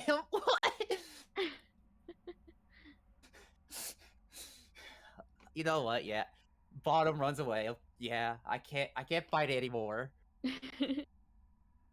You have accepted your fate. But always remember, I accept it at this point because I have a maid outfit to wear next week, because literally that schedule that I made and I showed that I was about to post, I had to redo it to just make it all for Pinhead week. So literally that's whole schedule I made out, Mango. Yep, it's just Pinhead time. Let's go. God. Yeah, God, I'm gonna be wearing a maid outfit too. Hey, master, how can I serve you? Can I serve you with some shades and hooking you and bringing you to the depths of hell? All right. All right, Mango. Okay, my turn. Hit us with your stories. Oh, your Okay. one story. Yeah, your turn. Hit us with it. So before telling the story, I just remember a very weird thing that happened to me, like arriving to this country, because I wasn't living before here. So when I moved here, I stayed like 2 months, 3 months in a hotel, and then I moved to the apartment that I am currently living in. And the weird thing is that when me and my brother arrived, in the mailbox, we find a paper that had. It was so weird because had like runes, Japanese kanji. It was like a big drawing of a sun, a moon. I don't really know how to describe it, but it was like some type of occult thing. Like I don't know, but well, we didn't know what does it said. We tried to translate it and nothing, so we just forgot about that. But then after that, like 2 months later, we were walking out of the neighborhood, and near the bus stop that is near the neighborhood, we found one of those papers. It was different, but it was also written like runes and the kanji, and it was like not just one paper, were like 10 of them, all in the announce boards. And God, I saw that and I feel a chill because it seemed like some kind of a cult in here. It's so unsettling that I found that in my mailbox and they may know who we are, and oh God, it's so scary.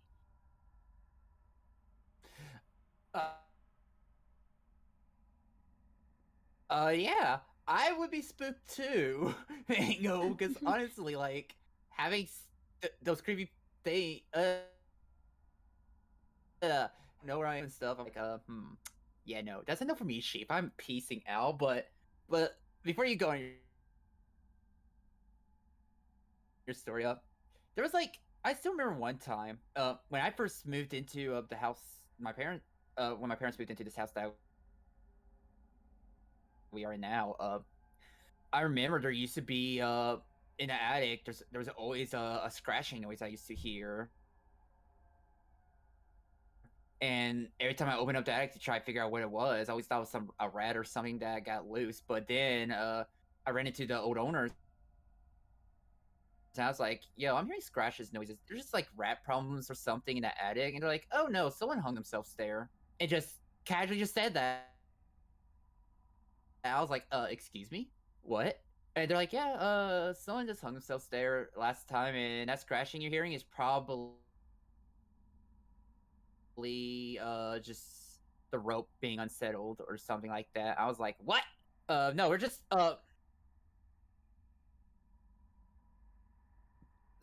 just telling spooky stories and stuff. Some written. I've told a real life story from my spooky story from my experience with a serial killer. But other than that, most of these stories are just what like you guys are like stories are writ Yeah. just like made up written, right? The next ones aren't. That first Uh one was there. oh, okay. Yeah, someone asked in my chef, these were our IRL scary stories. Some aren't. You just gotta figure out which ones are. Ooh, leave it up for mystery, am I right? Ooh, Samson. Yeah. Bottom. Did you see the four-word cooking horse story? Four-word cooking horror story.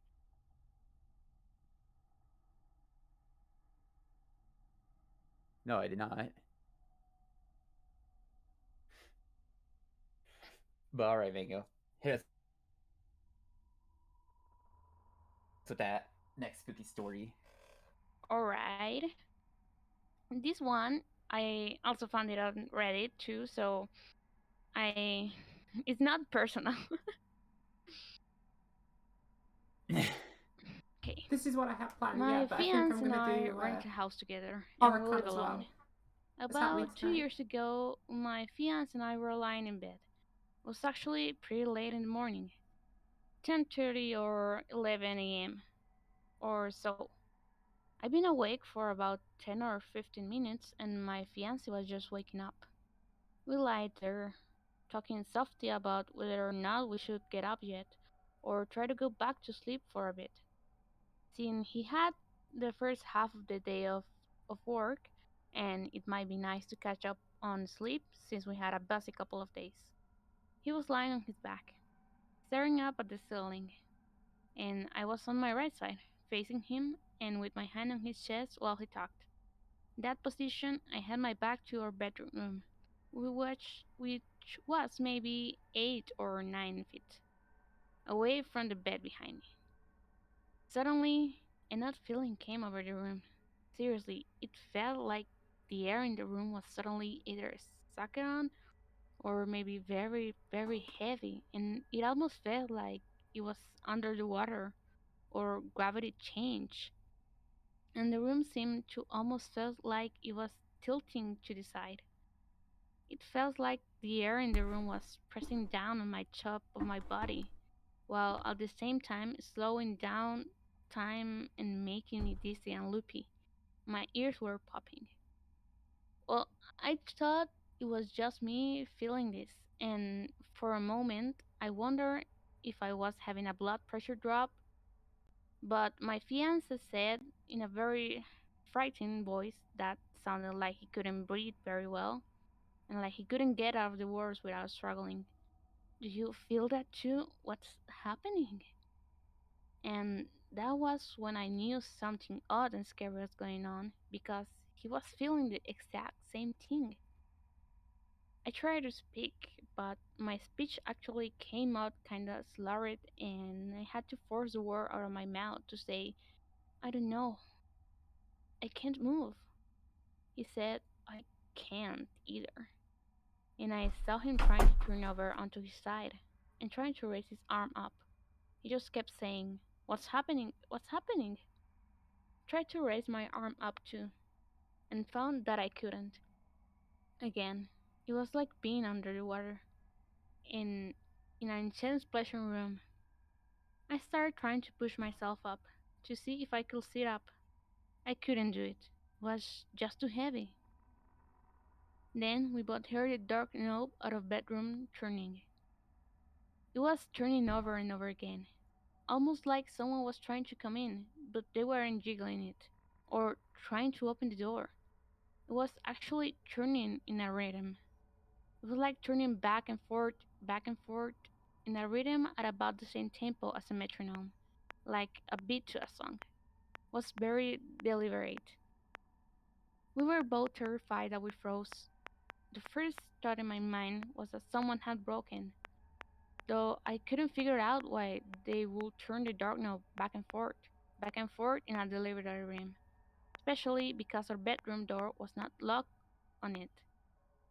They could just open it and walk right in. We couldn't move. That weird heavy gravity feeling that was holding us down still would not allow us to move. But I was trying to, and I couldn't feel my fiance trying to as well. All I was able to do was turn my head very slowly and look over my shoulder at the dark knob and watch it turning. I could see it. Then we both heard it singing, two children's voice, what sounded like a pair of young girls. Started singing a song that I could not make out the most of the lyrics to. And the only clear lyrics that I could make out was the very last word at the end of the sentence, dancing. So let me clarify what I'm trying to describe. These two young girls' voices were singing an almost nursery rhyme type song outside our bedroom door, while turning our bedroom doorknob back and forth to match the tempo of what they were singing. The doorknob is going chick chick chick chick chick chick chick chick as these girls' voices are singing something something something something something something dancing something something something something something something dancing, and the doorknob would turn with each word they sang, keeping perfect rhythm. I couldn't make out nearly any of the words of this song they were singing, except for the word dancing at the very end of each stanza. And they were singing it in a way that was kind of playful and taunting. Maybe, for instance, kind of like two little girls will do if they were teasing an older sibling or their mom and dad by coming up to a room they're in, shaking the doorknob and singing at them, just to tease. The song almost sounded made up. The way kids sometimes sing little made up songs to be silly or playful, just trying to give you a feel as how to it sound. It also sounded like they were laughing or trying not to giggle while doing it. So, as this is all going on, and I'm watching the doorknob turn as these voices sing at us, and near the end of the song, I turn my head in slow motion back to my fiance to see if he's seeing and hearing the same thing I am. And I can now see he has finally managed to be able to turn his head and he's watching the doorknob too.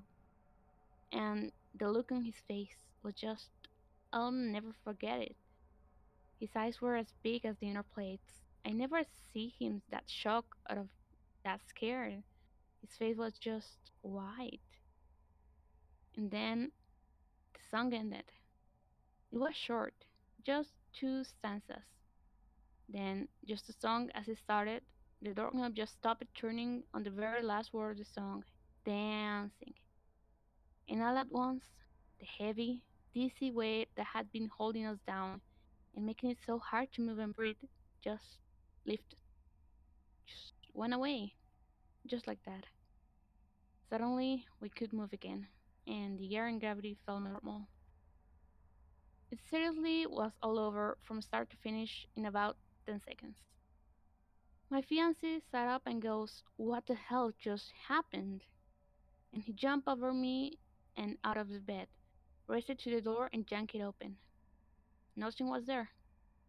We won't have a hallway. It's a small house, and our bedroom door opens right up into the living room. And he just looked out it and goes, "Nobody's out there." I got up and ran over to him and looked for myself. No one there. House empty. And our two cats were both back up against the far wall of the living room, hissing and growling. They'll either hear it too, or ever seen what they did. And from the spot right in front of our bedroom door, all the way through the living room, through the dining room, and out to the kitchen door, there was this trail of heat. I don't know how else to describe it. It was just a trail of heat. The air just felt hot and oily, and you could almost see a haze like a fog trailing from our bedroom door through the house to the kitchen door. We checked both the front door and the kitchen door. Locked, but locked. We both sat at the back down on the bed, and we were just shaking. We kept asking each other, did that really happen? We both heard the same thing, right? And yeah, we both felt the air pressure holding us down in the bed and making us move in slow motion. And we both heard and saw the bedroom doorknob moving back and forth in rhythm, and then both heard the little two girls singing that song. So I know I wasn't hallucinating or anything. The only difference was that my fiance understood a couple more of the lyrics of what they were singing. Through not many, he said it sounded something like, and we come in and dancing, or and we go and dancing. It was just so unsettling and spooky, and to be honest, the way the girls' voices sounded, they didn't sound mean or creepy. They seriously sounded like two real little girls who were just having fun and teasing us. It didn't feel or sound malevolent or anything. It still creeps us. Just that it happened though. We were both shaken out for the rest of the day, and I begged him not to leave from work this afternoon. The whole time he was at work, I kept every light in the house on, along with both the TV in the living room and our bedroom. It's never happened again, but it still creeps us both out just talking about it. Oh, and one more little detail. About 2 years before my fiance and I moving into this house, my younger sister and her boyfriend actually rented it and lived here for only little under a year. The reason they moved up so quickly? They swore up and down it was haunted, and my sister refused to be in the house alone where her boyfriend was gone. Nobody believed her when she told them why she wouldn't just take my new fiancé at her parents' house for hours until her boyfriend was off work. We believe her now. My fiance and I have both had a couple of more weird things happen here the 2.5 years we live in here, but nothing on the level of the incident I wrote about. And that's it. Nice.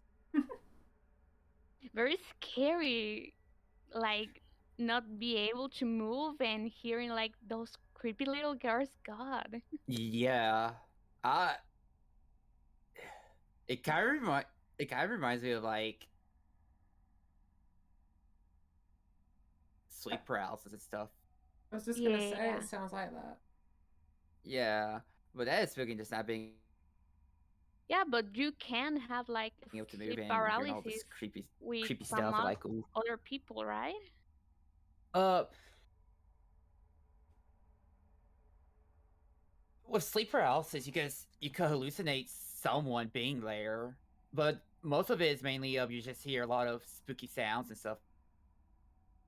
Like I've experienced sleep paralysis once where I just could not move, and all I heard was like just whispers in my ears and like a little.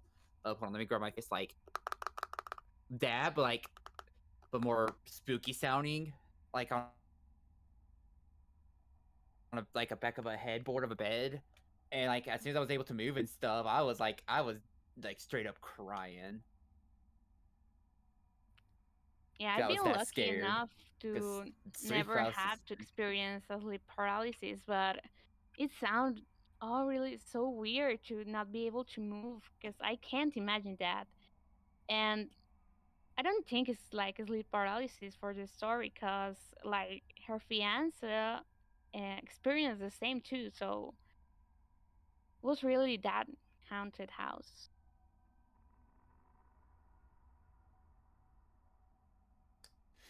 Or a Yeah, just the thought. coincidence. Yeah, I was just about to say that. Okay. Yeah, Yeah, I agree with what Kay just said. But also, I can't imagine you Mangle being still for anything. With how you're like quick to jump on everything whenever I chat with you. To your Yeah, no, speed. if I was there, I would like jump out of the window if I was able to. Oh yeah. Is it weird if I say I want to actually try it? But just be sure to brace yourself for the fall. Would not recommend jumping out of a window. No, the sleep paralysis. Oh yeah, sleep paralysis. Yeah, no, 0 out of 10 would not recommend. I hope I never experience it. I thought we were talking about jumping out of a window. I was like, also could not recommend jumping out of a window. With my experience, 0 out of 10. But I would say more of jumped out of a window. I was more thrown out a window. But that's a story for another time.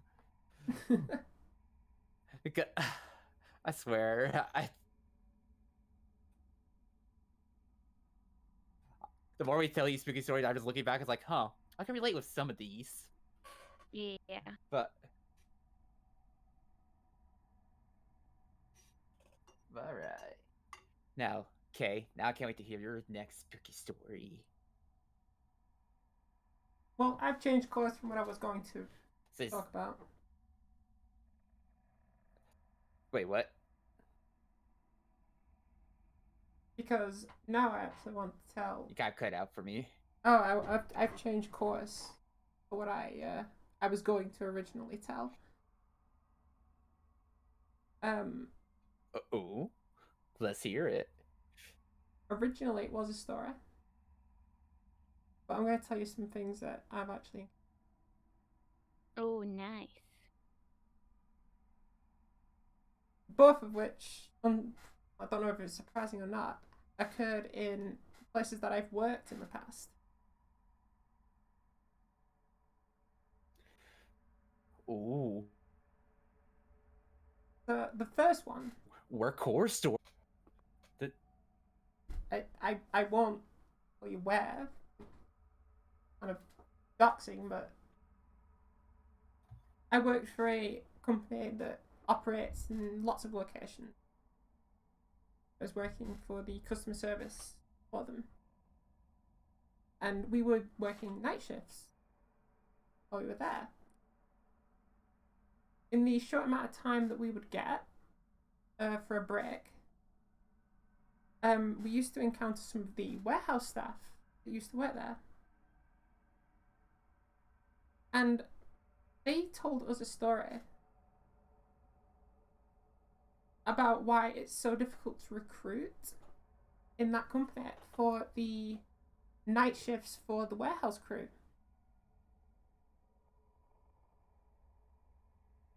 Apparently, what happened was one of the workers in the warehouse decided to hang himself from the rafters on the way up to the canteen. Okay, so it's like there's a little door and then a stairwell, and it's when you turn the corner to go up the second set of stairs, that's where it is. And he was hanging from there when someone found him. So wait, so did you see the person hanging himself, or This is the story that we got told. you just heard about it? Oh. There's a reason I'm telling this backstory. Because they told us, make sure you're never in there alone. Because you'll hear stuff. So you weren't ever allowed to be in the canteen really alone. You will hear like weird stuff. Oh, okay. That is crazy. It's almost as if the place is actually haunted. You might as well call it haunted at that point. whether it's just the old building, the building's really old, so whether it's just the building making noises or who knows. But Oh, I hate haunted that's things. that's a creepy story. Like, you don't want to hear that when you're like just starting your shift. Yeah. Yeah. Like, oh yeah, yeah, that person just this place over there, that person hung himself there. Good luck. Have a great time on your shift. Bye. Oh yeah, don't be alone in the canteen too. Bye. I'm like, if someone told me that, excuse me, what? Don't just don't just say that stuff It's to me. crazy. Just leave. When the weirder part was everybody knows about it. That's the weird part. I was new at the time, and they're like, oh, it's like new person. Let's tell them. When I went back to ask like people who I worked with at the time, they were like, oh yeah, that actually happened. So it's like it wasn't just like a story that happened to that group, and they kind of use it to mess with people. It's just actual cautionary tale. It was an actual tale, and there's actually like ghost activity associated with it. Oh, Crazy.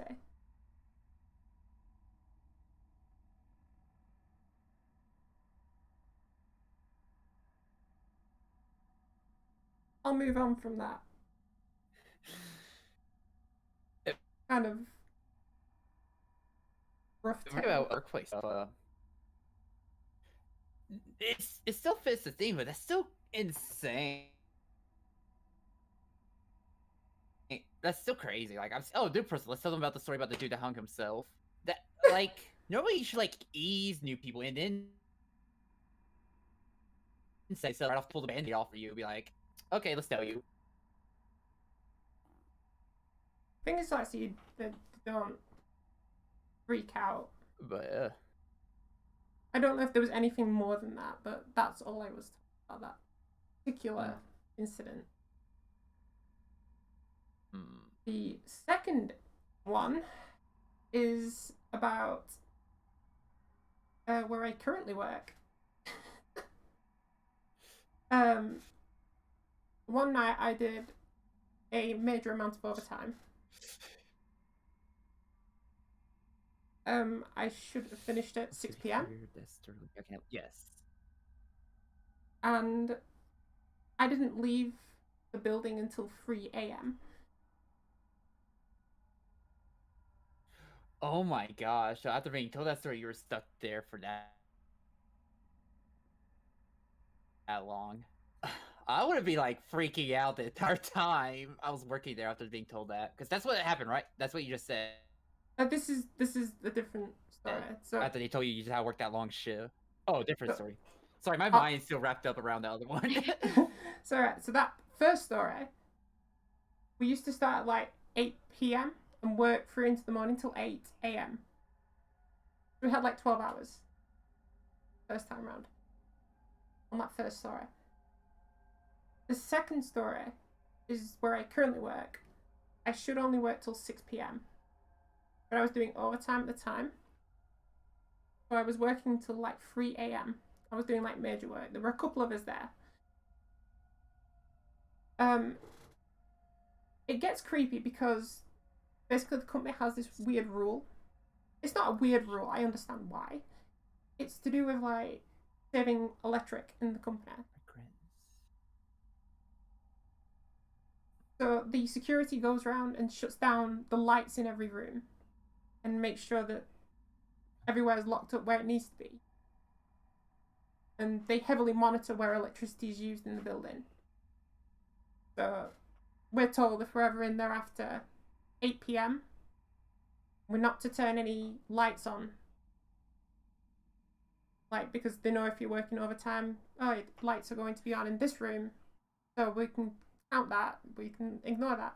But if lights come on in another room, they question it because they monitor the electricity in each room over a certain period of time. It gets creepy when you need to go toilet at 1 a.m. in the morning with no lights. Jeez.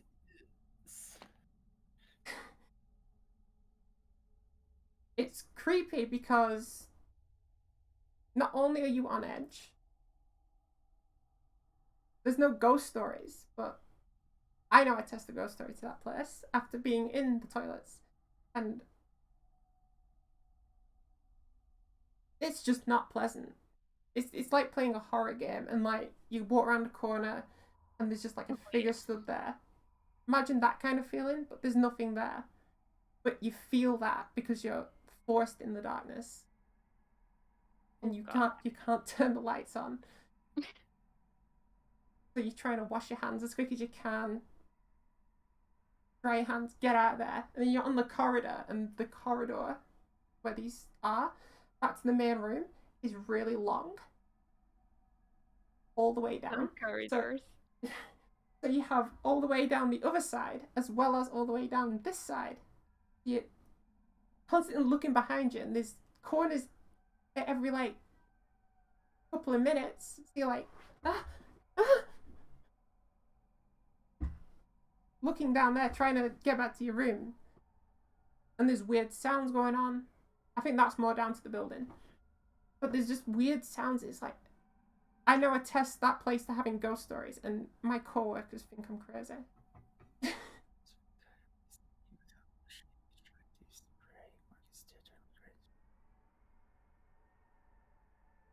What are you whispering, Sam? That's so Hi. scary.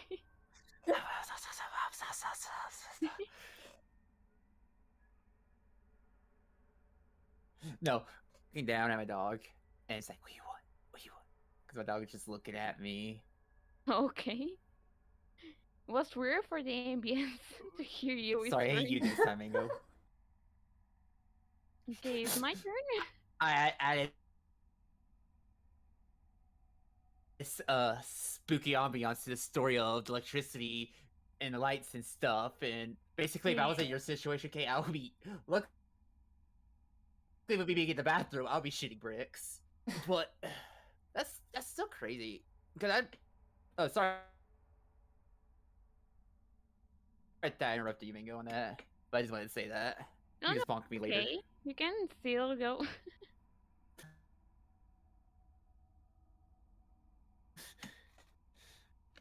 All right, but no, you go, Mango. Sorry, I interrupted. Just to say that. No, yeah, but like, God, the dark, whole dark building. Oh God, I will do my best in that situation to hold it in and not go into the bathroom. You were very brave, Kay.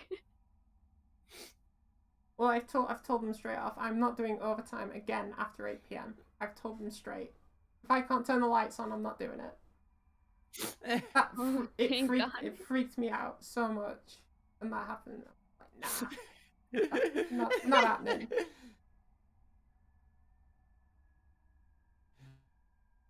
I don't think the place is actually God. haunted, but I would have made I'll my die sense on there. that cliff to say that it is. Well, you experienced too many incidents and coincidences to just be like, okay, this place might be haunted. It might be a little haunted, but still haunted. But like, I remember one time in the dark, I was doing a lockdown event in my school, and all of a sudden we were supposed to have lights in the bathroom, but all of a sudden the bathrooms went dark. And while I was using the restroom, so I was like, okay, let me just use the restroom real quickly. Well, I didn't know a spider was coming down from the ceiling onto my shoulder. So as soon as the spider landed on my shoulder and started crawling, I was screaming, I was crying, I was doing everything in my power to be heard. I told myself I'm never doing a school lockdown sleep-in thing ever again. God, spiders are the worst. Yes, I am terrified of spiders. Like, big arachnophobia. So if I see a spider, I'm sorry, but I'm running the opposite way. I don't care how big or smaller it is. I am going out of my way to be far away from it. So if I have to sacrifice you, I'm sorry, but you're getting eaten. Okay. Oh, Jared. Just yesterday, I saw a spider in my desk, and I just jet it out the window.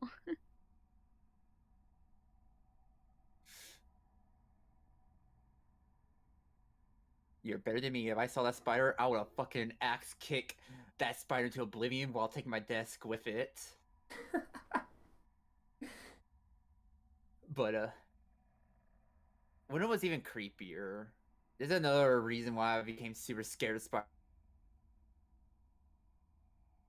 spiders. One of my friends had this life-size doll, like porcelain doll, and my friend's sister loves the thing, but it's missing an eye.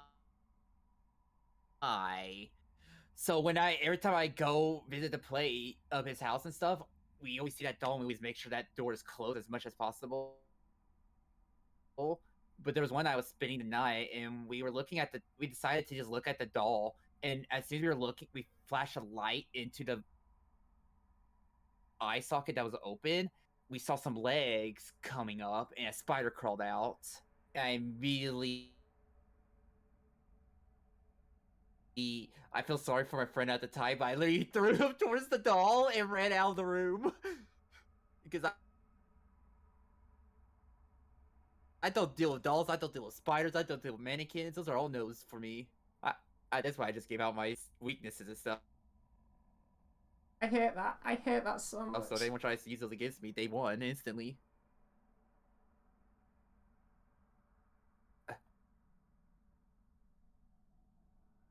That's why like the movie Annabelle and all that stuff. Like I'll see it, but I'll make sure I'm taking someone with me because emphasis on this. Fuck dolls. Yeah. I hate them. That's why it's like, listen, if you're go ahead and me a doll or something, don't just get rid of the doll and just hand me a marketable plushie. That's all I can ask for because I can deal with plushies and stuff with dolls. I don't know why, but that eeriness behind them, it's just no. I I don't also have to mind. blame Goosebumps. Like, did y'all watch Goosebumps back in the day and read the books too? Nah. No, I haven't. No. Oh my gosh. Okay. There's this one. Okay. I'm pretty sure it's been uploaded to YouTube or something, but look up if you ever have a chance to find it. But look up Goosebumps: Night of the Living Dummy. It spooked the hell out of me. Or if you find the book online and stuff, read the Night of the Living Dummy. Those are creepy. I'm surprised none of you have ever seen or heard or watched Goosebumps and stuff. That was my childhood. That was like my intro to spookiness. I've heard of it before. I've friends that have read the books. I've just never myself. But you never have. Books. I read a lot of books for free online. I recommend everyone. Loves large. Oh, everyone's loves largesse and blue core. There's a book called Everyone Loves Largesse. So interesting. What Goosebumps in that one episode with the mascot.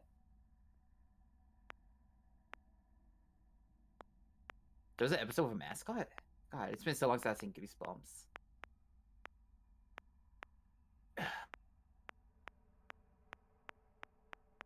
I just can't remember anything. So, does anyone else have any more spooky stories? Ooh, I have like one experience. It's not that spooky, but it's so like gives you chills because it happened to me and I was so scared that day. So I like to tell this story. It was a day in a school, middle school, that we were going on a field trip to a like kind of forest. Uh, but it was so big, a big area on the city. So we were there and we had a normal field trip. We were walking in the river, and then we found a little pond that we were allowed to swim on. And most of the people got in there, but suddenly it started to rain. So all the professors and people told us, no, we have to go now because it's starting to rain and you're all gonna get sick. So we all started to change and pack our things. But I was like searching for a cap that was my mother, so I couldn't lose it. So while I searched that, everyone was going off, and I lost my friend group. So I had to stick with other kids that weren't exactly my friends, but well, I was there at the end of the line with all my stuff, and like we wanted to take a shortcut to not take all the long way again. So we took a shortcut through the forest, and a lot of trees and mud by the rain and all. And just walking, I in some time, I don't know how, but like climbing up a little mountain, I lost the group. And God, you can imagine the how scared I was. I thought, oh God, this is my moment. I am not getting out of here. I don't know where to go. Like I was perplexed. I was about to cry because it was all trees and mud.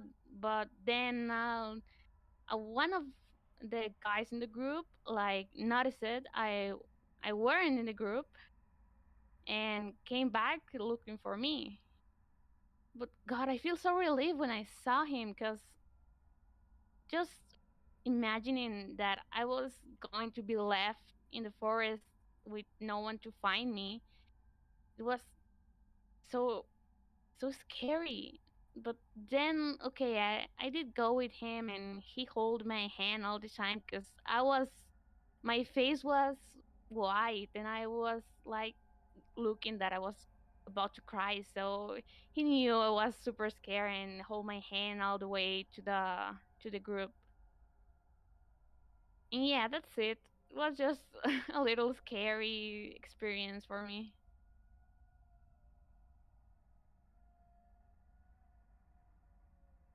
Ooh, I have to check out that book sometime, Tyler. But yeah, I Pretty that neat. is terrifying being lost in the woods. I remember one time I was in Cub Scouts as a little axolotl, and my mom thought I was in the car, and she left me in the woods by accident. But Oh, luckily, I thought what was even scarier was all the scout leaders all left, but apparently one because one came out and saw me just there crying. They're like, "Are you okay?" I was like, my mom just left me by accident. And they called my mom and be like, hey, are you getting a child or something? She's like, no, I have a child. I'm coming right back around. And, but luckily she was like 10 minutes away from, so she was able to turn around and come back for me in a good time. And the reason she thought I was in the back of the car because she heard my Game Boy playing Pokemon Emerald still in the background. So she thought I was in the car still. But no, I had to get out of the oh. car because I had to use the little boy's room. So yeah, me having to use the restroom got me left in the woods. So I can relate with you, Mango. Yeah, it's horrifying. What about you, Kay? No experiences like that. Were you ever Personally. left in the woods? I wasn't. I mean, I'm in the woods now, but You're lucky. Because being left, there you go. Now just getting left, just accidentally leave yourself at the back of the woods if we call all three tell stories about our trauma. Just kidding. Y- Just yeah, kidding. you feel like you're gonna die there alone. It's so unsettling. Yeah, it is very unsettling. But also, my other thought that ran through my head bad when I got left behind. I was like, oh no, I forgot to save in Pokemon. I'm going to lose so much progress. That was what the others that read through my mind too. But luckily, one good time, I got done with the Pokemon battle that I left off on and saved, and then my Game Boy died. Oh yeah, you were a child, so So mission accomplished. Because I thought I was gonna be raised by wolves, and at the time I was scared of big dogs. At the time, so I was like, no, I don't want to be raised by something I'm scared of. but now you're not. I hope you're not. Oh no. One of my old roommates had a pit bull, and that pit bull was the most lovable pit bull I've ever met. The only thing vicious about that dog was the licks, because those licks, oh my gosh, those were the roughest licks I've ever felt. But they came from love, so they were rough love. Yeah, people are so friendly and But now I loving. prefer big dogs now over small. Your big dogs are just big softies.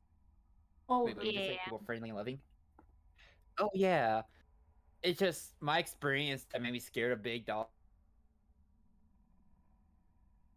was it was during the time I lost my voice because I was recovering from strep throat. And I went over to play over at a friend's house and I just couldn't talk, so I always wrote everything down. And they forgot I was in the backyard with him, but the dog never met me before, so they thought that so when they released the dog in the backyard, they thought I was an intruder. So I was like, it was like running at me, growling, and I was scared. So I literally was running to jump over the fence. But when I was about to get over the fence, he bit my right butt cheek and almost ripped a chunk of it off. So I had to go to the doctor and get my butt stitched up. But luckily, I'm good now. I still got all my butt. I'm glad that you have your bot now. So yeah, that's what got me scared of big dogs because of that experience. Yeah, I'm not scared of them now because I finally told myself, I just need to beat my fears one by one. And so far, I've broken all of them except for the 3 fears I told y'all before: spiders, mannequins, and dolls. Those, no matter how much I try, I just get unnerved and I start freaking out. Oh yeah, dolls that move are super scary. I remember the what a scary it was, like the house Beneviento of Resident Evil 9. Oh god, I hated that part. The what? Resident Evil, you know, Oh! the 9. Oh, wait. The dull bitten village. Resident Evil 9. Oh, you mean Resident Evil 7 with the Louisiana house? Oh, Village? Oh, yeah, Oh, Resident Evil Village. Village. Yeah. Yeah, that's 8. Oh, Oh, it's 8. Okay. Yeah, but the house oh yeah. Beneviento with all the Ironic enough, dolls. that's how I became a streamer. Oh, I was terrified. Like, sadly, there's no clips of me anymore because you know how Twitch gets rid of streams and stuff after a certain amount of time. Because that was the first game. That's how I became a live streamer, was because of Resident Evil 8. And when I played through that, oh my god, I was screaming. And then when the freaking fetus came out of the corner and started chasing you, Oh yeah. I never felt so much fear in my life because literally the whole game was like semi-scary action pack. Then you got to the dollhouse. Me and my homies hate the dollhouse. That's right. God, it came out so left field. At first, when I saw the dollhouse, I was like, I wonder if I'm just going to be dealing with mannequins and killer dolls and stuff. Nope, nope, pure nightmare fuel. Clip should at least, One but of the VOD itself would be deleted. Yeah, I don't think there was ever a clip of me being scared in a Resident Evil because during the time I only streamed to like one person back then, and I was also not a VTuber at the time. I was just one of those faceless uh streamers. But now here I am as a VTuber. But there is plenty of clips of me being scared shitless in the game called Vestige, which back then when I wasn't an axolotl detective, I was just a normal detective. But yeah, I love horror. But sorry that I talked over UK. I was just saying when I first saw that doll bit in Village, I just thought, yep, this is gonna be like my life for the next week, watching compilations of people getting spooked out and scared at that one. Yeah, because it's so left field. Like I wish the entire game was like that. Because Resident Evil, uh, uh, Resident Evil 7 was so scary. Like the whole game was literally of Resident Evil 7 was that dollhouse, but you could still fight back. Resident Evil 8 felt too actiony for me. The only thing that really scared me was the entirety of the dollhouse. Fuck the dollhouse. And of some parts in Lady Dimitrescu's castle when she just came out of nowhere and scared the hell out of me. But other than that, everything just felt more action packed. And when I got near the end, I was like, you know what? I have too much ammo. I got too many cool weapons. I'm here to murder everything. But I'm so excited for the sequel, the next Resident Evil game to come out. I want to see how that goes since they kind of killed. I'm pretty sure everyone knows what happens at the end of Resident Evil 8, right? Mm-hmm. About what happened to Ethan Winters? You Mango? Yeah. Okay, yeah. How Ethan dies and like the time skip and it shows Ethan's daughter Rose being all grown up with the powers of Evelyn from Resident Evil 8. I mean 7.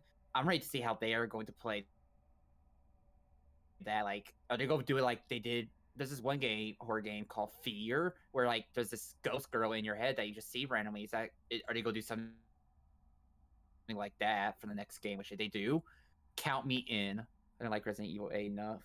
Lady, not enough. Lady D being hot. Agreed.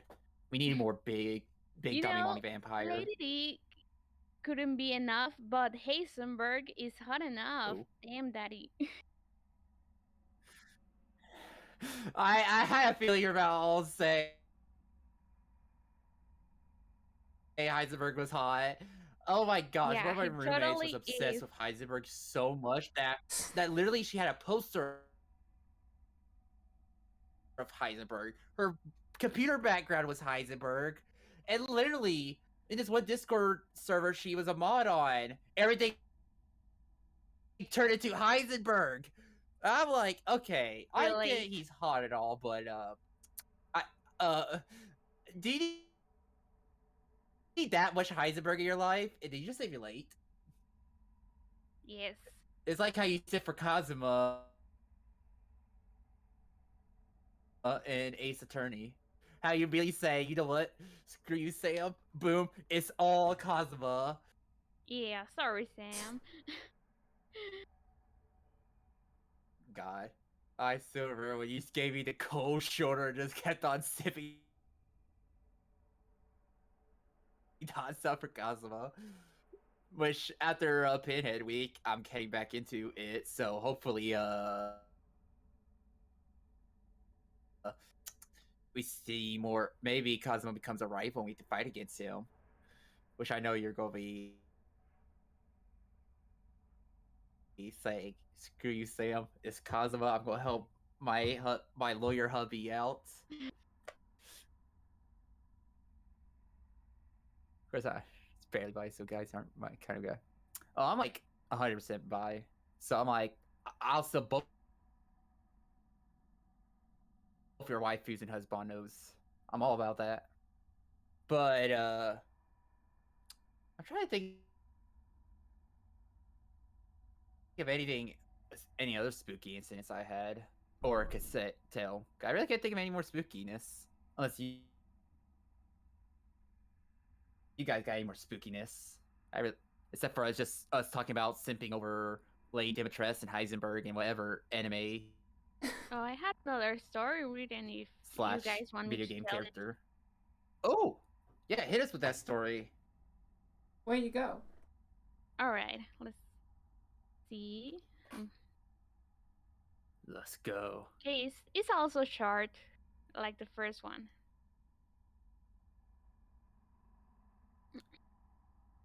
During my time when I was in my homeland, many things happened to me. Scary stuff, to say the least. Everything had that happened with me seemed like a pattern, yet I was so clueless. I was young when certain events happened. One of them was when I was 7 years old. More than three kidnapping and assassination attempts, I barely managed to escape them. I always thought that God was protecting me and making me escape them for a reason. I told my parents about the situation and they did not believe me. I tried learning how to defend myself to avoid such situations, and my cousin told me that I should go with him to the street fighting lessons that he takes on Saturdays. I agreed and went with him for no more than 2 months before the next event happened. I was alone going to the store at night. It was only one street away. Even my parents will be able to see me go if in and out of the store from a balcony. I go there and come out to see a very sketchy man trying his shoe on the side of the road. He noticed me and looked me dead in the eye.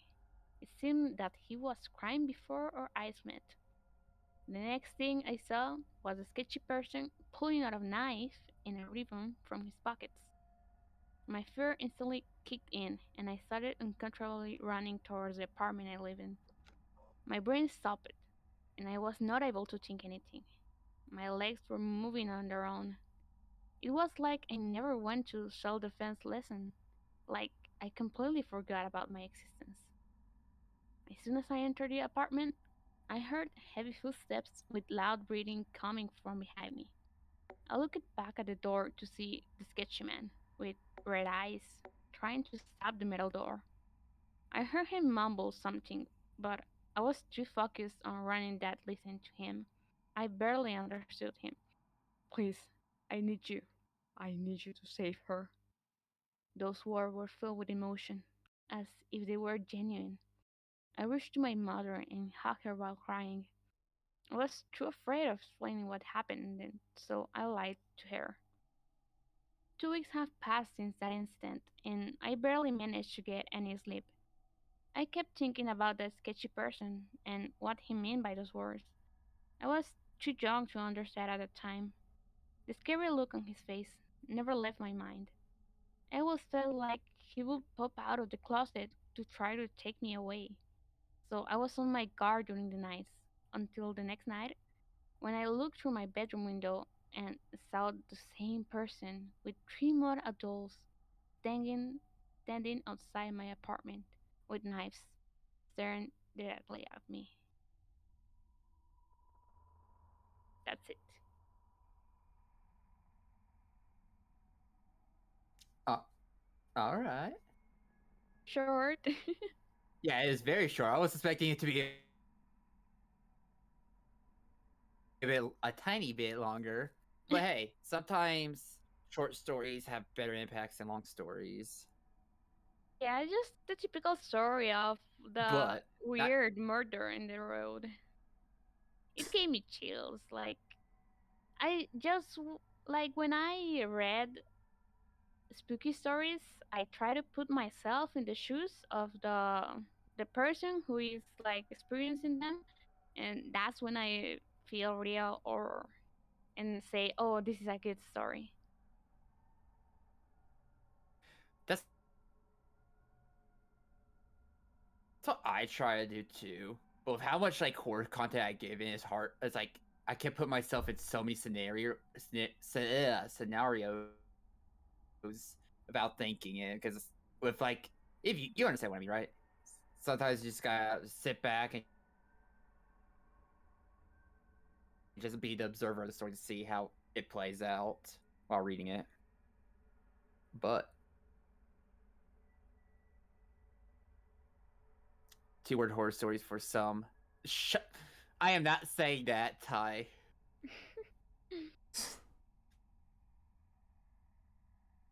But I have actually, funny enough, my friend sent me actually not that long ago just sent me this short horse. You got it. Mango, no. Bad mango. Thai is good. Down, mango. Right? But if you guys want, I can read this short horse story real quick if you guys want me to, because a friend just sent me that not that long ago. There you go. Wait, what did you just say? You cut it out? You go. Okay. Um, this short story is called "The House." When I was a girl, I believed my house to be haunted. My hair was always pulled, my dress ripped, my heels would go missing, and I would wake up bruised and battered. When I left the house at 18, the haunting stopped. Then my estranged mother, who owned the house, died a few years following. They said it was due to her drinking. I say it's due to the house. She left me the house in her will. It stated to my darling daughter, Ella Marie, may you start your family in the house like I did. Love always, your mom. I want nothing to do with it. I want to burn it, nuke it, crater in the earth where it once stood. I don't do that do. I cleaned the house of my mother's hoarding, boxes stacking to the ceiling, fast food trash, garbage upon garbage, little boxes that have never been changed, neglected cats and their feral kittens.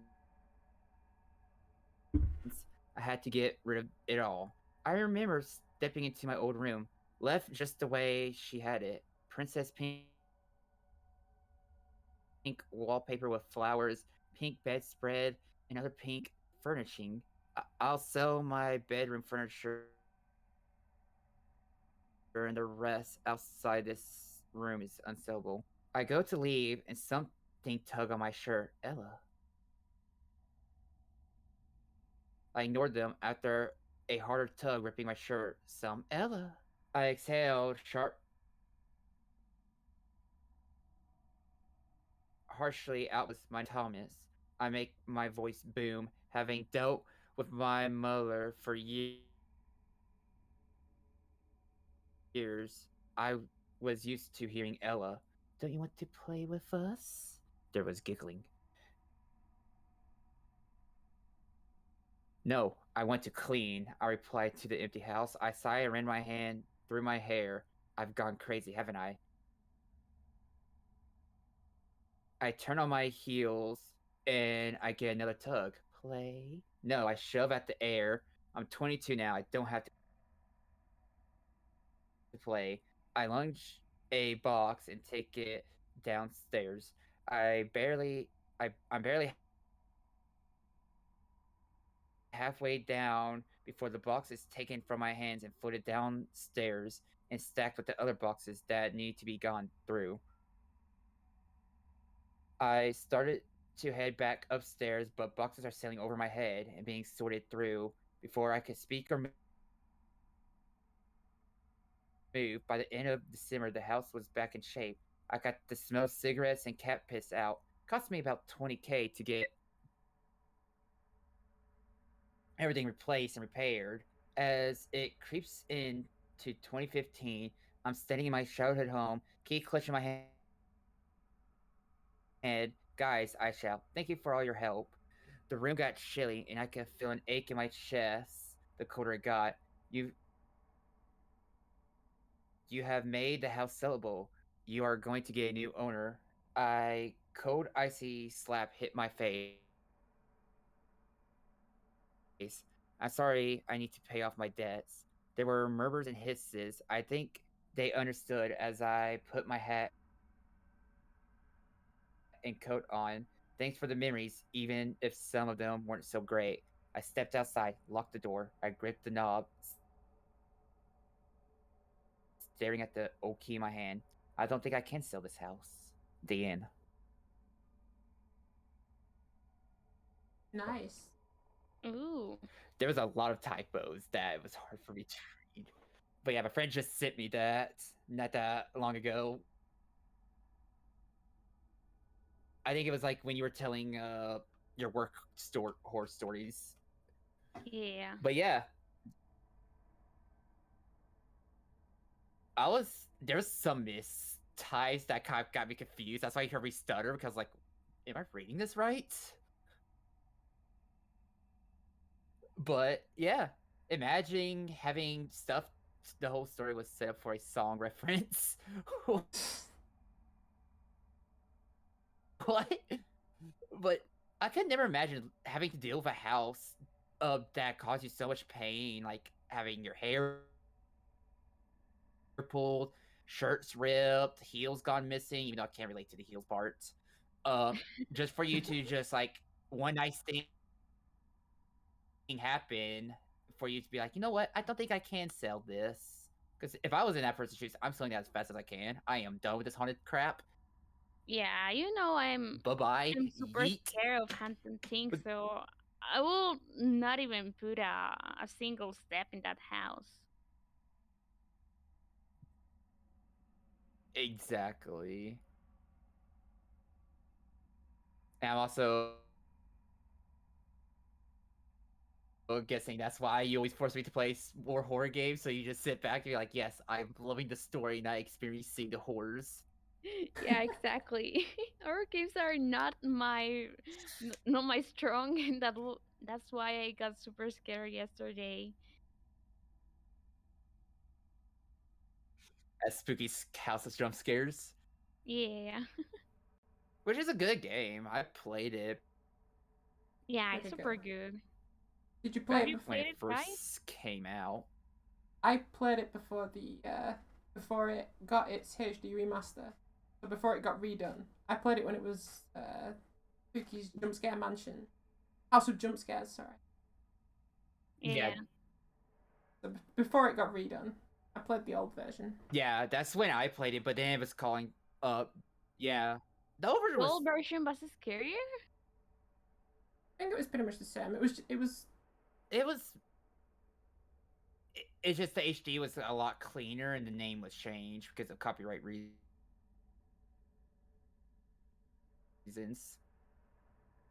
Because I remember some creatures look pretty rough, but with this HD remake, everything looks cleaner. Like the creature you adopted on your stream, the boy. Oh yeah, Uh, he Bean. was yeah, yeah, Bean. He was pretty rough back in the original because you couldn't tell what he was. He just looked like a freaking cross. But now I you have mean, Bean. yeah, it's not like you can tell that he's something, but the file says he's a species of alien. So, because he can change between the worm form and the kind of human form, I guess.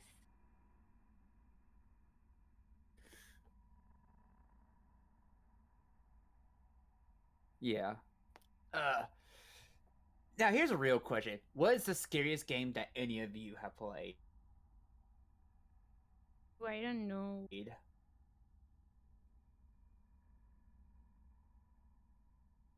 If I Because I'll go first up. I'd say the scariest game I've ever played was Fatal Frame 2. That game scared me half to death. And I'm so excited that there's a new Fatal Frame out on Steam. But what about you? Okay. What's the scariest game you ever played? I don't know. I think I've got a high fear threshold. Nothing has ever scared me. Stuff's made me jump, but nothing's outright scared me. And like the game has made me like, nope, I'm not playing this anymore. That I tell myself that, then I go right back into it because I'm loving the story. Because I love spooks. Because like horror games sell some good stories. Some more confusing than ever. Ugh. Or like Mango Pussy, I keep on getting the bad ending for some, which I can't help it. Yeah. AKA Tormented Souls. Listen, I didn't know I Freaking could get her the tormented antidote. souls. When I saw the antidote, I thought I was supposed to give the god creature the antidote, not my sister. God. But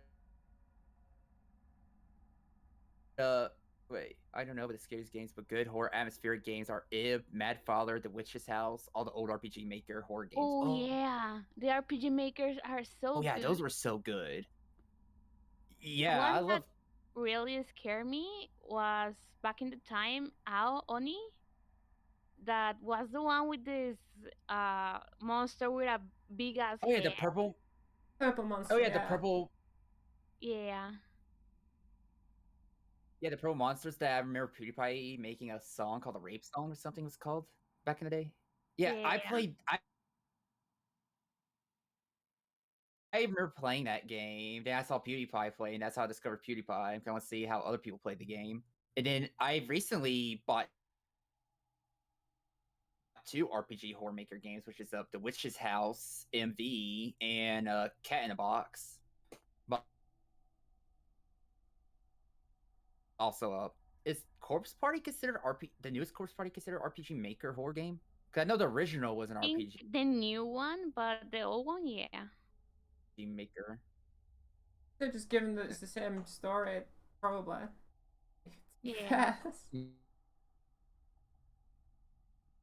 Yeah, That because I make remember the original Corpse Party it was pretty good, but now Corpse Party 2021. Miso? Oh yeah, Miso!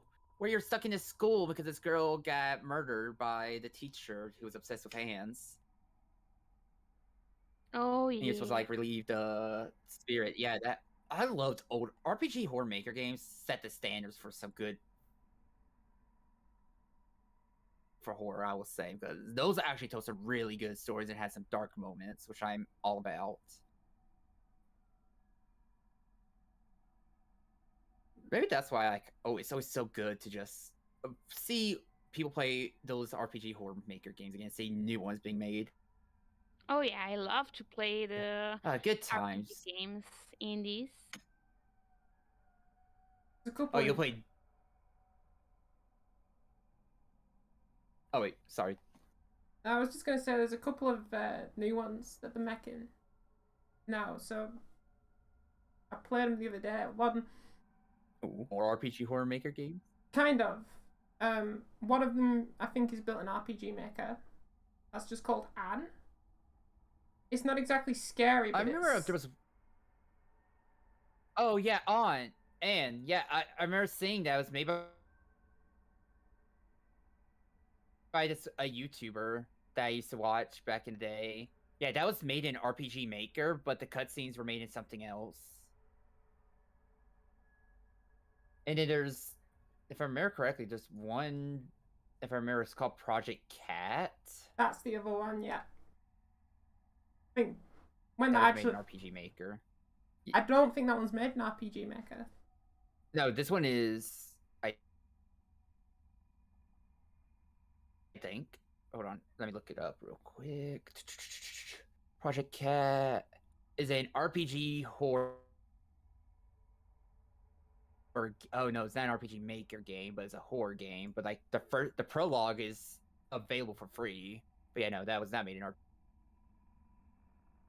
RPG one's Maker. pretty good. That's a slight outliner for my side. I remember there's one that people used to crap on a lot, but I always thought was good back in the day was the Crooked Man. Have you guys remembered that RPG Oh horror maker? yeah, I remember that one. I hate that. Everyone crapped on it, saying that it was too clunk. Like everyone hated it, but I loved the story. It was one that genuinely scared the crap out of me. But everyone's like, no, that's just it's a terrible game.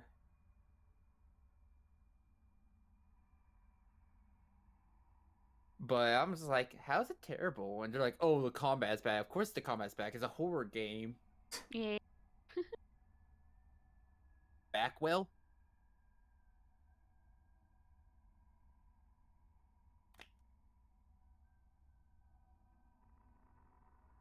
Uh, Now I'm just going back down memory lane, back into ye old middle school time for me.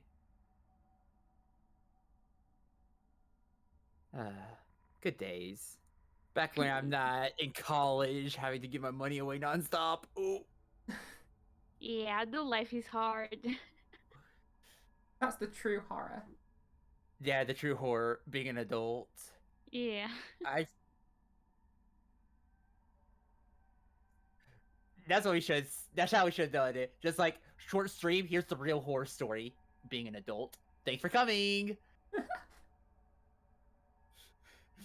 Got it. But that is because I remember back in the day, I was like, you know what? I can't wait to be an adult. I could just do what I want. I can have what I want, but I have to pay for it at my own costs. So I'm like, maybe adulting is not the ideal way.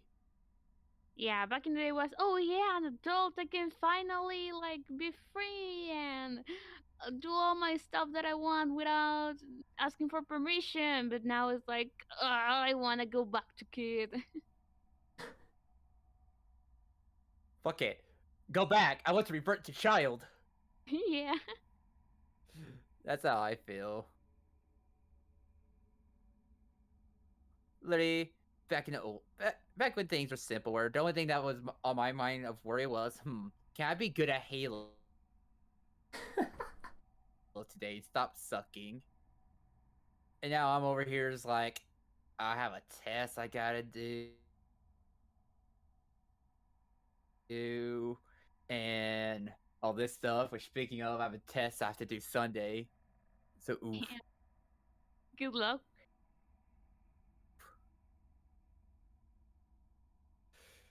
God, I don't want to adult. Mingo, take the test for me. Oh Okay, you can no, take you the test don't for me want to too. do that. I'm super bad at tests. I am It's mood brain. too. Yeah, literally, I am Giga Smooth Brain.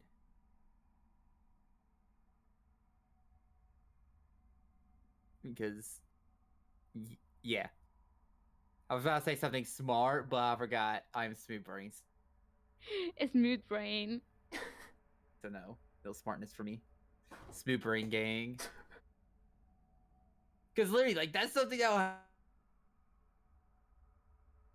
happen. I'll just lose my train of thought. Like, I'll think of something good, and next thing you know, bam, lost. I'm like, what?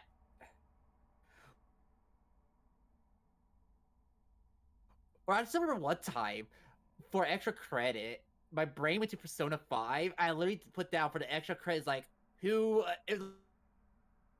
like, literally the extra credit question was, I remember this clearly, who was the person that assassinated Abe Lincoln? And wonder what I put down by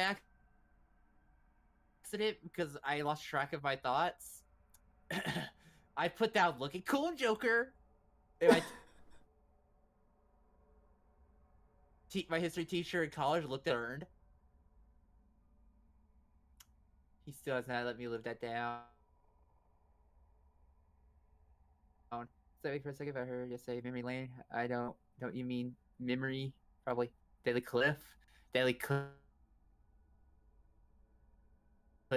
Memory Daily Cliff. Dude. But yeah, that's my only horror. That's another horror story. Taking test. Well, Oh for yeah, me. totally. Yeah. Because literally, I still can't believe I put down who's the native Abe Lincoln. And I put down looking cool Joker. Literally, I can't believe I've done that. I still beat myself over that. This is why I can't have nice things.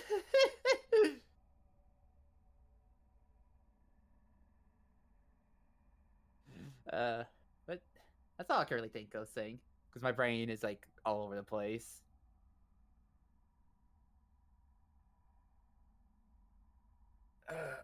Wait, hold on. I actually will be right back. Okay. I need to take this phone Okay. call real quick.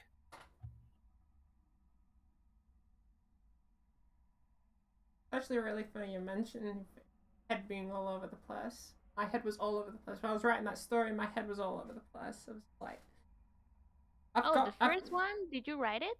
I wrote that one, yeah. Oh, that was so good. You're so good at writing. No.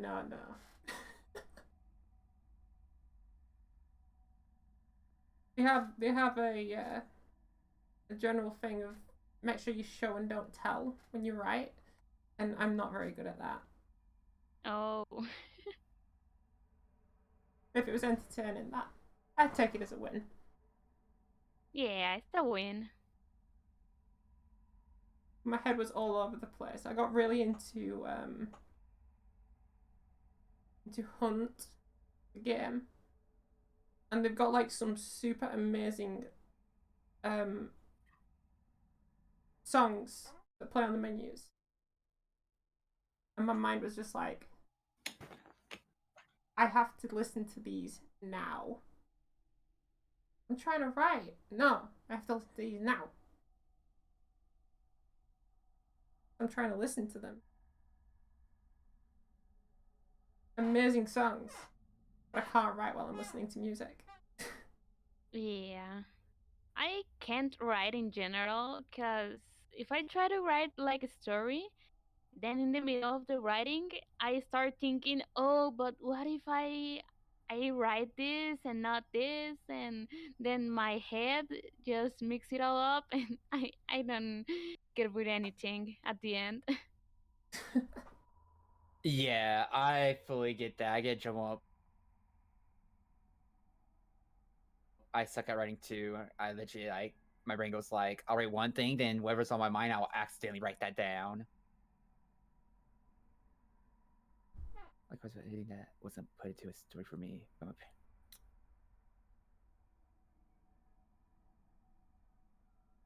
Aw, thank you. Oof. Speaking of staying in Discord was really good. That was what I was working on. I was trying to make it a video, but oh, you know. what now, gamers? Also, I saw that picture you sent Mango. I'm not making me sure what I'm smooth. supposed to do. My smooth brain cap. Yeah, but I'm too lazy to make it a PNG, so it's just a GPG. That's even more. That's giga smooth brain, right? Yeah. Like straight up. But there's a website that automatically makes it into a PNG. Do it easily in my drawing program, but I'm just too I lazy. think we're out of stories. Oh wait, you drew that? No, I didn't draw that. I took it from an artist, but I can take that image and just erase the You just background. forgot to PNG it. But nah, that's too wrinkle Yeah. brain thing to do. Yes, smooth brain that.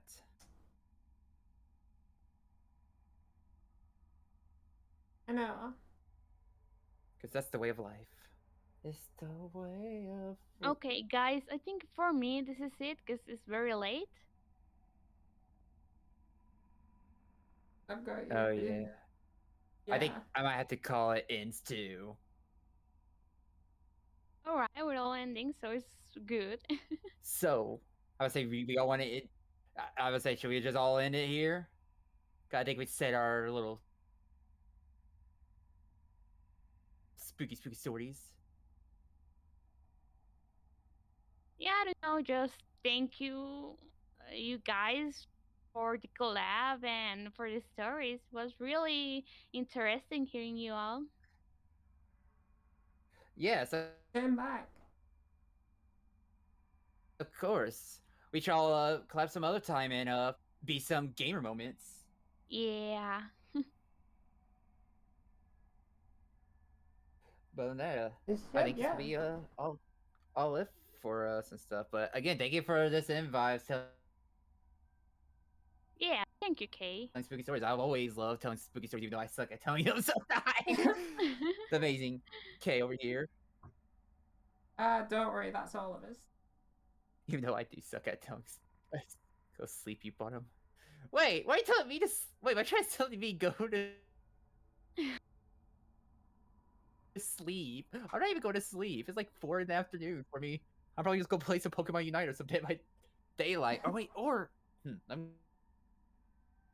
I'm going to see my test is open early, so I can take that test. Because sometimes my teacher would do that. She would just open up a test randomly early and be like, here you guys go. Enjoy. Blanc. But, Take the again, test. thank you all. Take the test. Yeah, take the test. Be a good boy and take the test. I'm going to see if it's open. I'm typing it now. I'm typing in all my stuff. Let me see. Oh, it is actually open.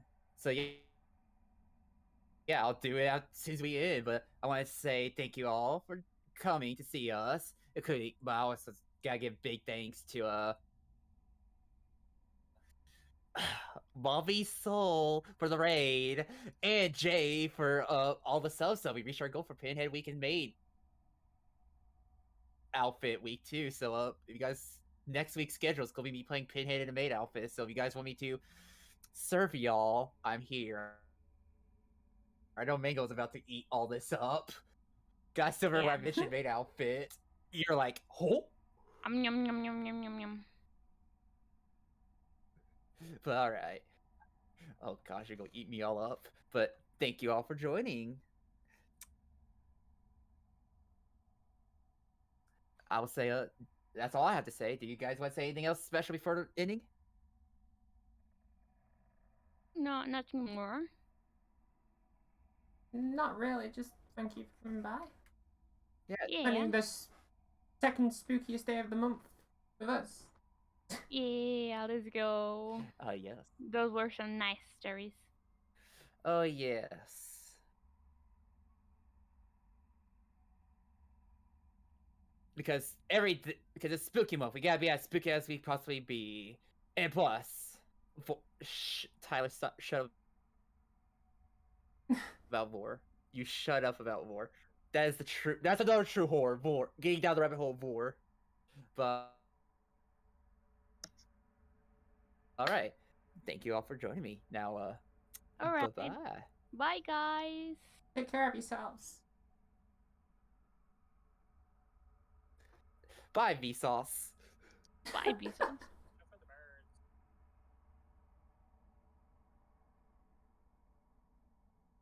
But yeah, that was a good time. Even though I scuffed some of my stories. Oof. It's alright, I scuffed mine. I was missing massive chunks out of mine on the actual written text.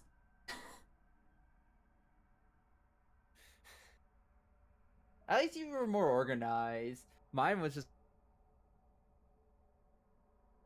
more. I'm telling it from the top of my head because I suck at writing things down. So let's do this. But yeah, well, I'm gonna head on out and take that test and be a good noodle. But again, thank you so much for inviting me for this. I had so much fun, even though this is like the first time I was doing like a just chatting stream with a group. So sorry if I was like if I messed up anything No. or all because I'm still new to all streaming and all, so I'm getting used to every forms of streaming, including just chatting now. It's alright. I had a fun time. But peace out. That's all that matters. You take that test and you take it well. Yes, and you have a great rest of your day. I don't know what time it is for you, so I'm just gonna say rest of the day because for me it's like 4 in the afternoon on a Saturday. So I don't know what your time I'm zone back. is. I was greeting my chat alone. Hi, back. No, shut up. No. I'm Sam. No.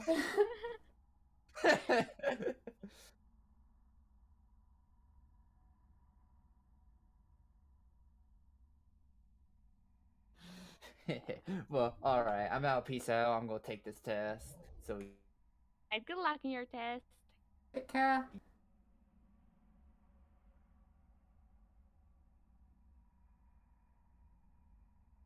Then bye, Kai. Thank you for inviting us today. No problem. You have a wonderful night. Make sure you get some sleep. I know it's You late. too. Okie dokie. Bye bye. Bye.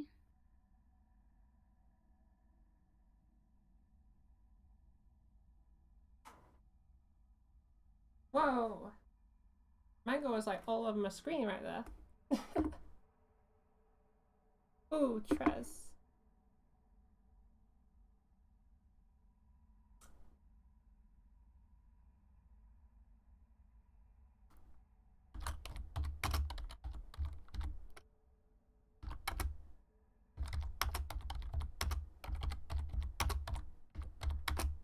Here, let me just type this to Trez.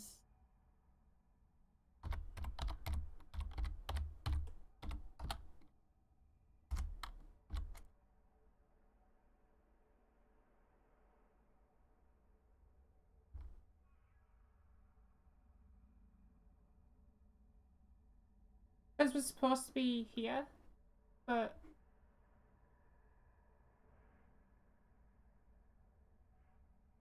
whoa, what's happening here? What's happening?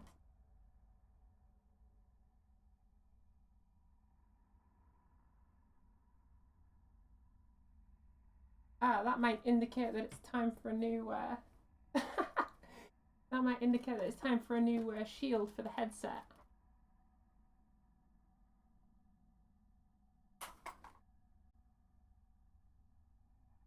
She was really big. She's overtaking the stream. Let me make a screen on my side.